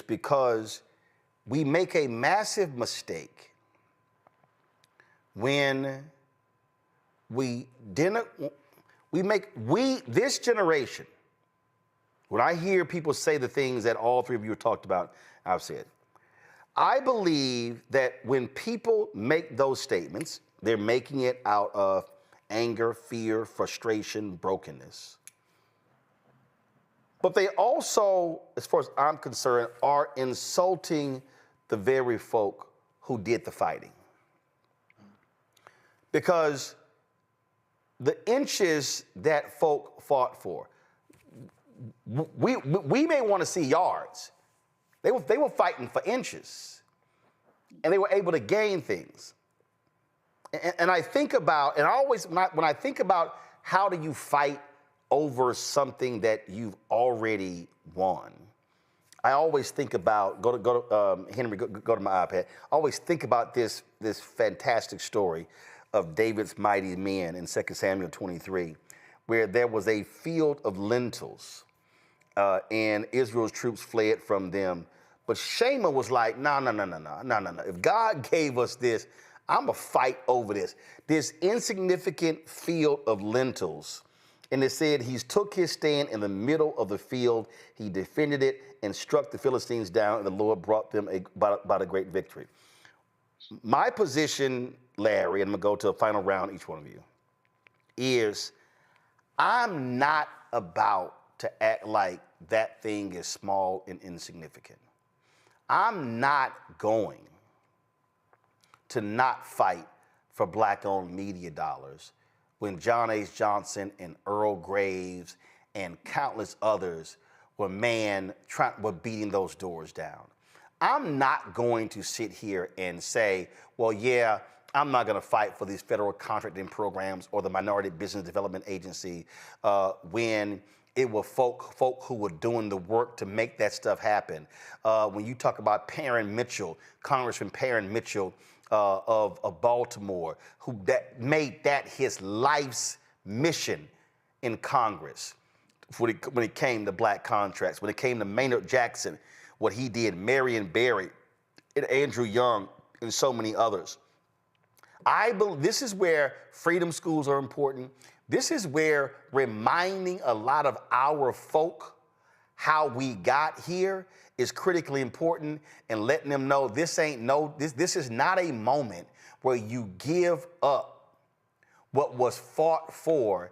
This is a moment where you say, no, I'm going to go after and grab more land, more territory, but I'm not going to go backwards. Always forward. And Roland, what is that saying about if you don't know history, you're doomed to repeat it? And I think that ties into what we're talking about this evening. You have to know the history, and that's why you and I talked about the importance of freedom schools and educating some folks. The other thing is, Roland, is the point you're highlighting is something I've expressed to people during this difficult time is continue to fight forward, maintain what we have, and continue to fight forward. I believe if I'm quiet, that means I'm complicit, and I refuse to be complicit. So we have to, like I said, no steps back, always moving forward. We understand historically that Black people have always were fighting against the storm since the first enslaved Africans were here in the 1619. It's always been that case. But we have to continue to stand steadfast. The other thing I want to add is I want to go back to something Morgan said, because a phrase popped into my head. Black people who feel like they don't benefit from the system, Michelle Alexander called them an undercast, right? Those individuals who feel like they're permanently locked out of the system. We have to make sure that understand that those people feel that way for a reason. But once again, we have to also explain to them that there are opportunities to use the system or work within systems within our own community to make sure they can advance and continue to do well. The other thing I would add is that, Roland, the saying is, we started from the bottom, now we're here. Look, Black folks have always been fighting to pull ourselves up.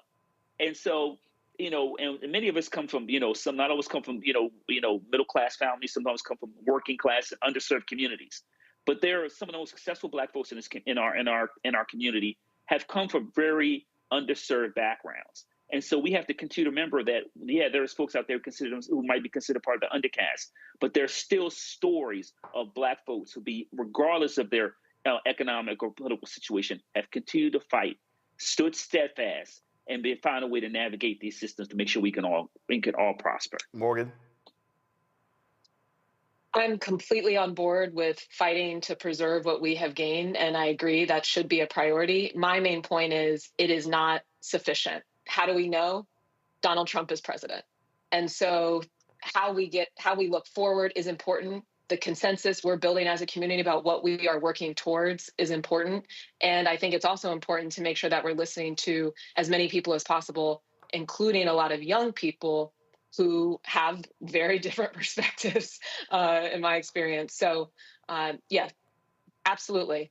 Fight. We have to maintain. These programs have an impact. The contracts that we've been able to secure have an impact, but it is not enough, and we have to be honest about that. Mustafa. I use the words of my grandmother that folks have heard me say before: you have power unless you give it away. You give your power away when you sit on the couch and you don't get up and vote. You give your power away when you allow folks to take your rights away around contracting or economic opportunities. You give your power away when people stop you having the ability to go to certain institutions to learn. You give your power away when people take away your health care. You give your power away when people tell you that that's not the right community for you, or you can't afford to live in that community. We give our power away all the time because we start to believe the narrative that others create. So my grandmother was right. We got to stop giving our power away. Folks, hold tight 1 second. Going to a break. We'll be right back for our final segment right here on Roland Martin Unfiltered on the Black Star Network. Next on the Black Table with me, Greg Carr. We look at the history of emancipation around the world, including right here in the United States, the so-called end of slavery. Trust me, it's a history lesson that bears no resemblance to what you learned. This week on A Balanced Life, we are talking about protecting your peace when life be lifing. I mean, honestly, so much is going on, from dealing with chaotic leadership, trying to figure out how we're going to work on these 90-day holds, how to unburden ourselves from the things that are happening in our lives, all the way through knowing what it means and what it looks like to just take the time to work on self. How much time are you spending on wasteful movements? Like what energy audit do you need to do on your personal time, your personal life? Because maybe some people don't need to have that front seat perspective on your life. Maybe some people need to be in a different position where they don't cloud your view. That's next on A Balanced Life with Dr. Jackie here at Black Star Network. I'm Russell L. Honoré, Lieutenant General, United States Army, retired, and you're watching Roland Martin Unfiltered.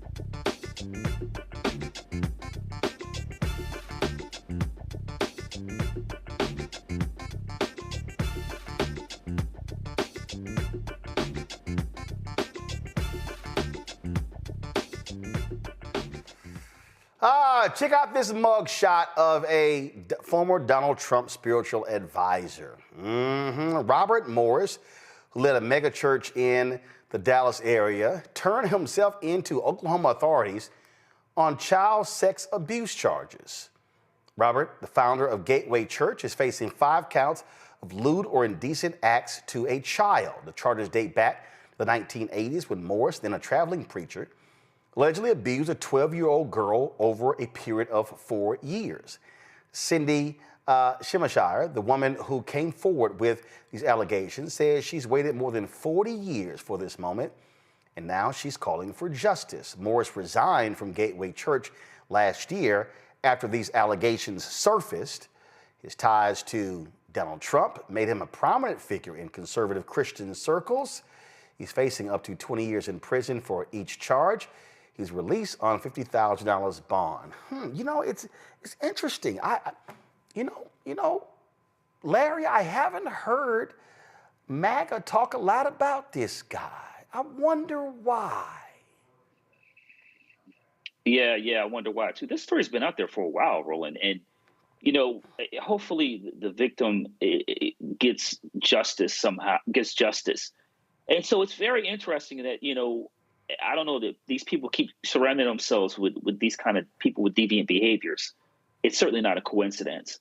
But you haven't heard a peep for this. But if it was a brother, you would probably hear about it on every possible podcast possible. But this just goes to show you the difference between rhetoric and belief. And so if many of these people suggest that they believe in religion, then obviously, first of all, they should denounce, but they should denounce him loudly and publicly. Just like if this was some, certainly it was some Democrat or some liberal or whatever phrasing they were used, if it was someone else, you would hear about it nonstop. So I want to hear the same energy for this despicable accusation. Like I said, that that's been out there for quite some time.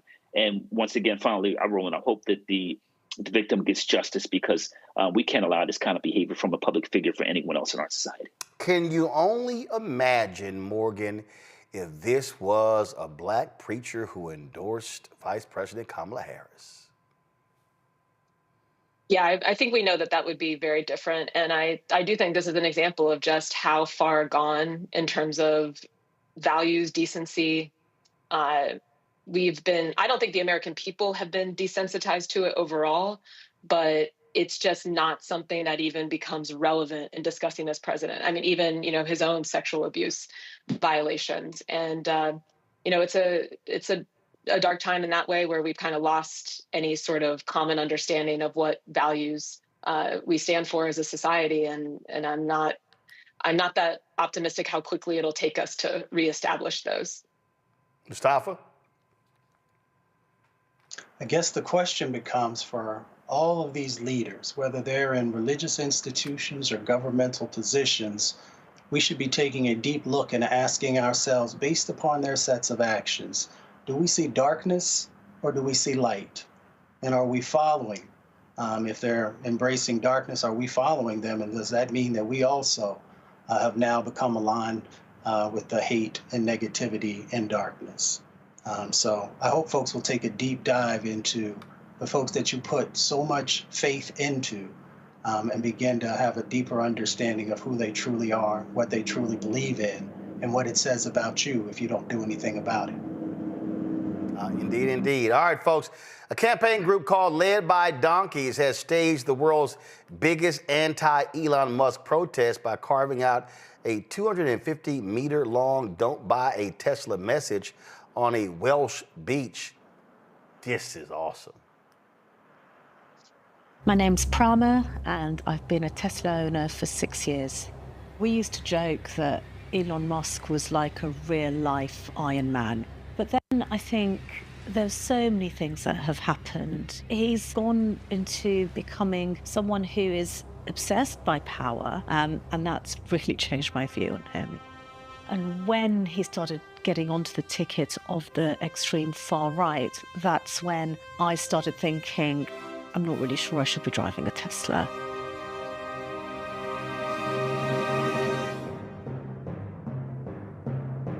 pinnacle, I'd say the absolute pinnacle, was the Nazi salute that, of course has become very infamous now. But at that point, there was no turning back.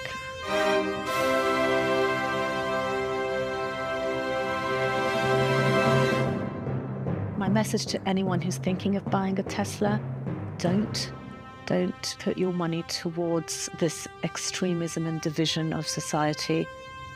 Please don't buy a Tesla.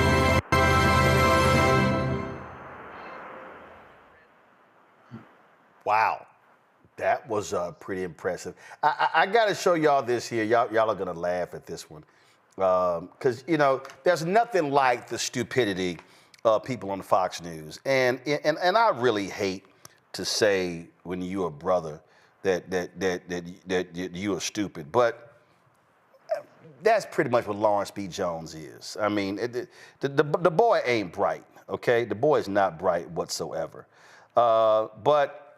I saw this on. I follow this woman. She's decoding Fox News, and she literally watches Fox News. So praise the Lord for her sanity and pray for her.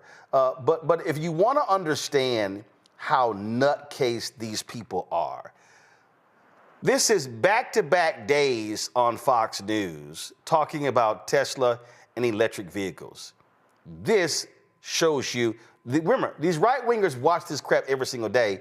They're being fed stupidity. Listen.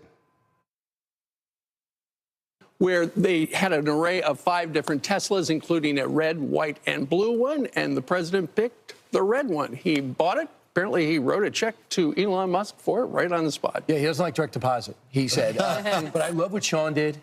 He bought a Tesla, right? Two of them. He bought one for radio that he's going to give to someone who wins that contest. And he bought a personal one. He's selling his other car and replacing it with the Tesla. So friendsoffoxnews.com, if you've done the same thing or tried to take action, because this guy's trying to donate his time and his expertise to the country, getting no money, and his companies are paying the price, let alone him not being at the head of it.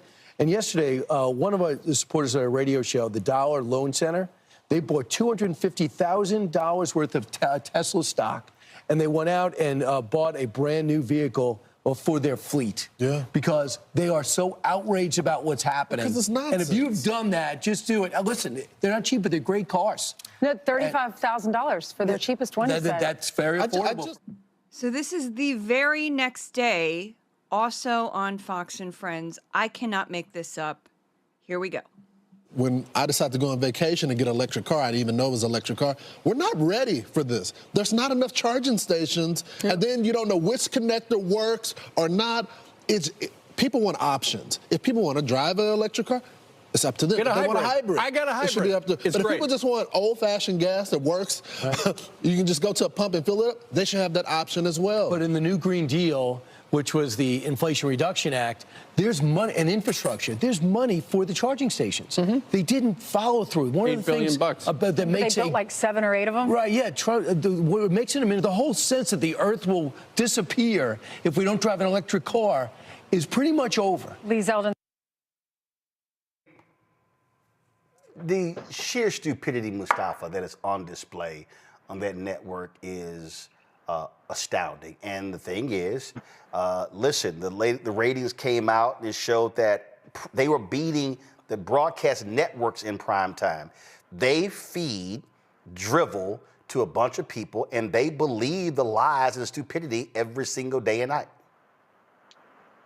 And it's unfortunate because anybody who has done any basic reading would understand that, not only that the climate crisis is real, but in many of the locations that are having these impacts are places that desperately need us to be able to do whatever we can to stop these extreme weather events. And of course, electric vehicles help us to break the addiction to fossil fuels. So folks are actually hurting themselves when they continue to consume this misinformation and disinformation, because we need to be clear. Misinformation just means you made a mistake, possibly. Disinformation means a real intentionality in you sharing information that is not true.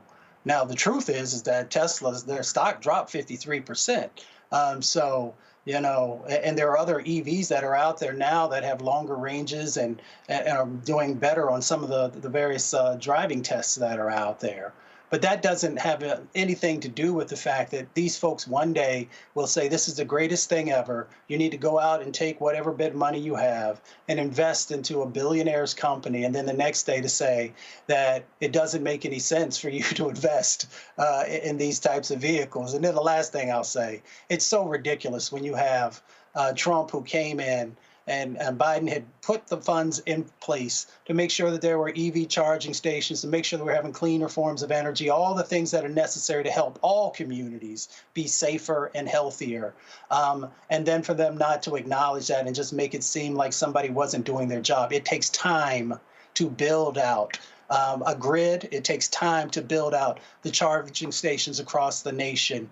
And when you are constantly starting and stopping because we have these different administrations that come in who don't understand the steps that are necessary, then you should put the blame where it belongs. And that's in those who have been climate deniers and those who have been stopping our progress on a green or clean economy. You know, I just, Morgan, I really laugh at how these free market people who would be going crazy if President Joe Biden was every single day pushing a company to buy it, to support, buy their stock. And I love that idiot Brian Kilmeade. I mean, he's giving his time. He's not getting paid. I mean, you know, he could be running his company. That's his choice. He's choosing to do this here. So don't come crying to me when this is what happens to your stock price. That ain't my, hey, again, all I got for you is Scarface's song, No Tears. So stock is down 36% the last month.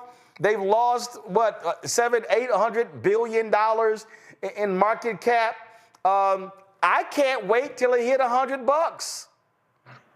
Because what's going to happen is it seems like they might get there. It keeps dropping.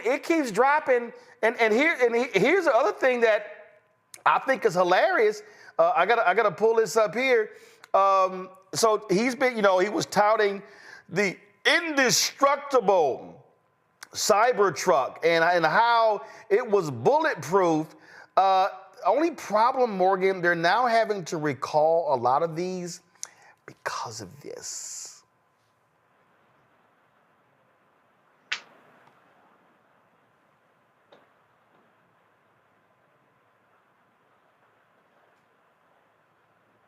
Yeah, the parts are falling off. Looks like they use super glue. So it's a little hard, Morgan, for me to believe that, this indestructible Cybertruck, yeah, it's falling apart because the glue is coming apart. Yeah, and it really does seem like, part of the reason why, to the extent there are people left that are giving Elon Musk some benefit of the doubt, they're not many, but it is this idea that he's this, technological genius and he's created so much value. Tesla is the most amazing car ever. And look, I mean, it was one of the, definitely the most successful early EV car in the US, though, of course, there are cars being made other places that are also very advanced, but that's another conversation. But no, I mean, the fact that this guy now has a global movement against him, that's just astounding to me, that you have people all over that are saying, we hate this guy, make him go away. But it's not surprising because, as we know, our policies, the White House, has the ability, especially through things like the trade policy, to impact the financial bottom lines of people all over the globe. And so the fact that we also have other billionaires that are friends with him, that are now trying to lead protests and get people activated against him, I think that tells us that, the public sentiment has definitely turned against him. Whether or not that'll translate into other punishment for the administration at large, I guess we'll have to wait and see. But I do think it's a good idea to continue to just point people on that corruption point. And it reminds me, Roland, of, because I'm in Ohio, so there's all sorts of people with all sorts of political views. People are like, well, what's the big deal? Second Trump administration, this and that. And, one of the things that I point to is like, it does seem that they're being pretty clear that there's going to be conflicts of interest, that there's going to be corruption, that cronies around the president are going to be taking financial advantage of this position. And that's exactly what we're seeing happen. And there's no better example than Elon Musk. Here's what I find to be the most laughable, Larry. Your company was built on people who believe in climate change, who did not want to support the fossil fuel industry. You got massive tax breaks to the tunes of billions of dollars from California, from Nevada, from Texas, a solar panel company in New York State, Buffalo, more than $1 billion that actually tanked, okay? And he ain't even producing solar panels. All sort of stuff. Your company was built literally on the backs of progressives and liberals. Red State hates electric vehicles. Trump hates electric vehicles. But then when you gave him $300 million for your campaign, all of a sudden he's loving Teslas. It's all a con. It's all a grift. So for somebody who's supposedly smart and brilliant, you got to be stupid as hell to essentially destroy the audience, your consumer base for Trump, and now you're crying because they're protesting and they're burning Teslas. And there was a poll that was taken the other day. 94% of Germans say we will never buy a Tesla because he made the Nazi move when he spoke Trump rally. So I'm sorry, I have absolutely no tears for him whatsoever. And you know what? Sean Hannity can't buy enough Teslas to save his ass. So, I think there are a couple of points. First of all, if you believe in capitalism and free market, then this is what you get when you don't provide the product or your political affiliation turns off the people who are more likely to buy your vehicle. That's just the way it is. The second point I want to make is Musk is the biggest beneficiary of government welfare. Let's be clear about what this is. Call them subsidiaries, but it's really it's government welfare in the billions, if not trillions of dollars at this point. Thirdly, I want to make a connection to those two video clips you showed, because when you read about authoritarianism, one of the things you know is about the media, print or TV, digital, et cetera, is that when they report misinformation and people consume it and believe it to be true. So you see that big contradiction from, buy Teslas, just don't buy any other vehicles that might be similar, which once again is a contradiction is if you believe in capitalism. So I think those are the 3 points I want to make is, is showing those video clips is why we're not moving towards, we're in authoritarian government, in my opinion. And like I said, secondly, you can't do things that are going to piss off the people who buy your cars. And so now you have to find out. And if you believe in capitalism, let the market sort it out. And if you go bankrupt, that's what the market decided. No one wants to buy your cars. And so you have to start from scratch like everyone else. I just found this to just be utterly hilarious. And the Trump people are just really losing it. Mustafa, Pam Bondi was on Fox News. I think she's on. Why did she become Attorney General? She should just sign and become a Fox News contributor because she's actually on Fox more than she is at the Department of Justice. So she goes on to. So this I love all of this here. She goes on Fox to decry, if you mess with a Tesla, we're gonna come after you. Donald Trump, in his interview with Laura Ingraham, this is how hilarious these people are. I know the people at GM and Ford and Chrysler got to be saying, this is stupid. Listen to this one. I find this to be just utterly insulting. Do you consider what's happening an act of domestic political terrorism against one of your allies? So Elon is a patriot. And again, I hardly knew Elon until the election. And he turned out that he liked me better than he liked these radical lunatics that were in it, better than Kamala, better than Joe, you know, because he's an intelligent person. He backed me, and he went, and he got very much involved. He thought, he actually would go around saying, if Trump doesn't win, our country is over. But do you consider this an act of domestic terrorism? I think so. Why? I think that if and when they catch the people, and I hope they do, the good thing is they have a lot of cameras in those places, and they've caught some already having to do with that. I think that you will find out that they're paid by people that are very highly. So, Mustafa, the dude who pardoned the January 6th domestic terrorists believes that the people who are attacking Tesla dealerships, that's domestic terrorism. Quite ironic. It is ironic, and it's just foolishness, it's distraction. And, you know, I'd love to see what his definition of domestic terrorism actually is then, because we know, especially in relationship to our communities, we know what domestic terrorism is because we've had to deal with it for 400 plus years. But besides that, he knows that the power that people have economically is the only thing that they respect. It's the only thing that gets their attention. So when people pull their dollars away, when they say, I'm not messing with Tesla anymore, then that gives them great concern. And they try and then utilize all of this disinformation to get people back in line and to make them think, well, you have to do whatever I say. And people are like, nah, whether it's $37,000 or $150,000, depending on which brand you might want to buy, we're no longer interested in that. And that is people's choice, and that is people's power. Well, Morgan, Elon posted this tweet, and I thought this is the appropriate way to end the show. I want you to close us out. Go to my iPad, Henry. He says, this level of violence is insane and deeply wrong. Tesla just makes electric cars and has done nothing to deserve these evil attacks. Well, Morgan, allow me to substitute where he mentions Tesla.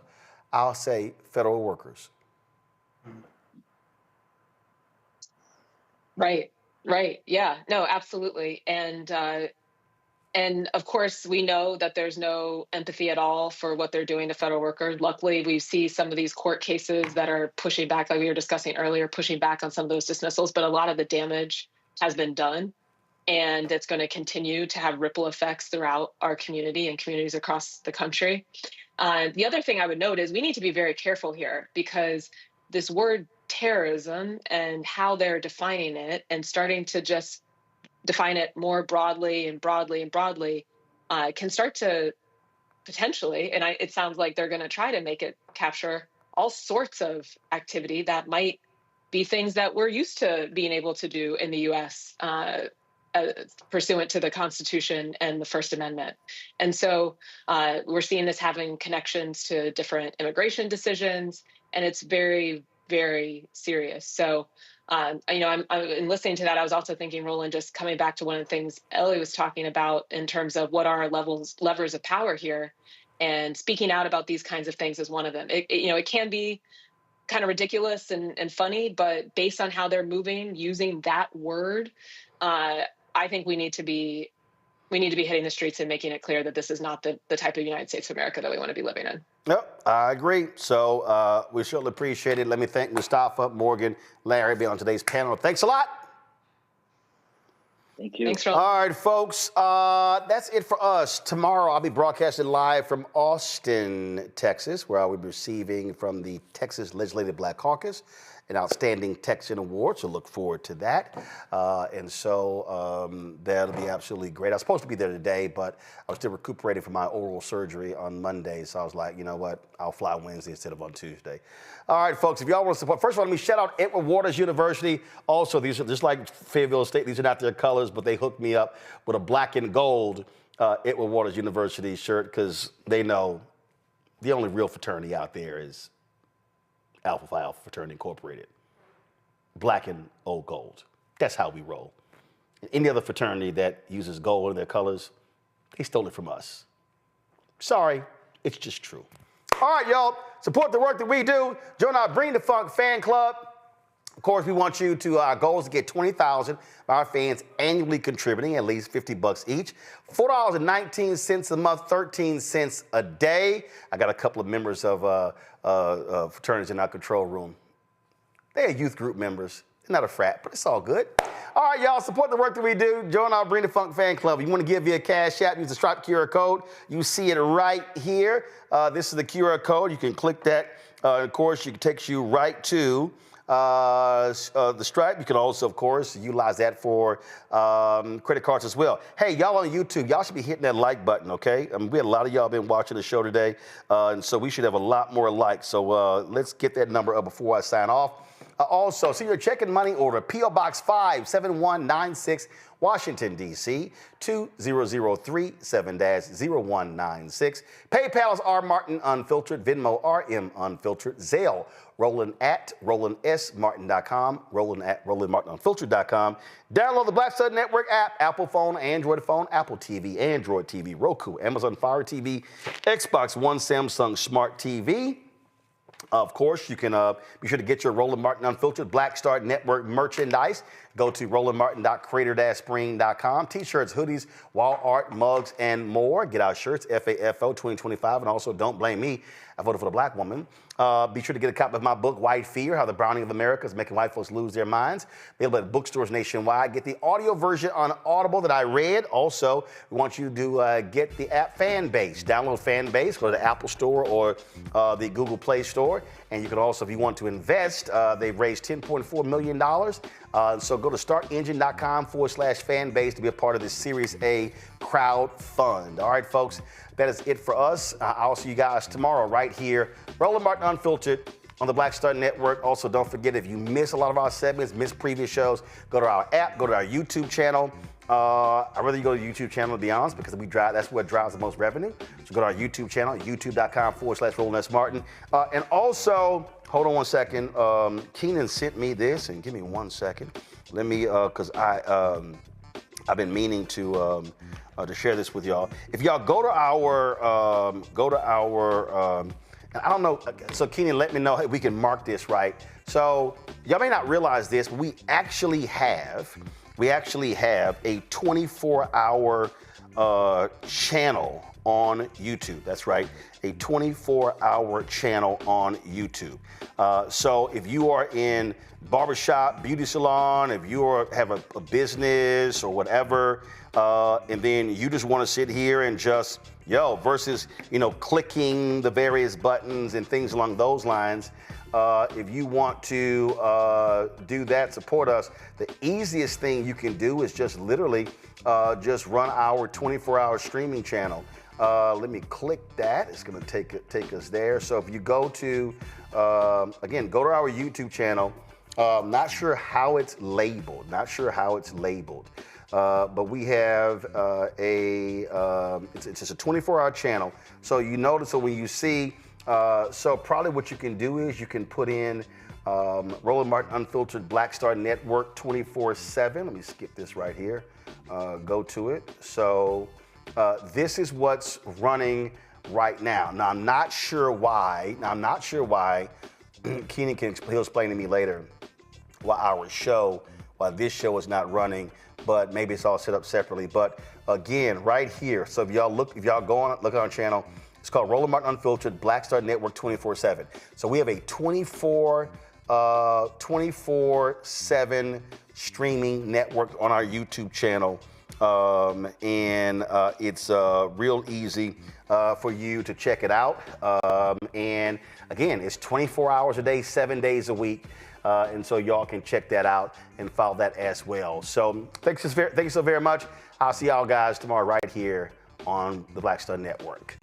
Holla! Black Star Network is a real revolutionary right now. I thank you for being the voice of Black America. All momentum we have now, we have to keep this going. The video looks phenomenal. See, there's a difference between Black Star Network and black-owned media and something like CNN. You can't be black-owned media and be scared. It's time to be smart. Bring your eyeballs home. You dig?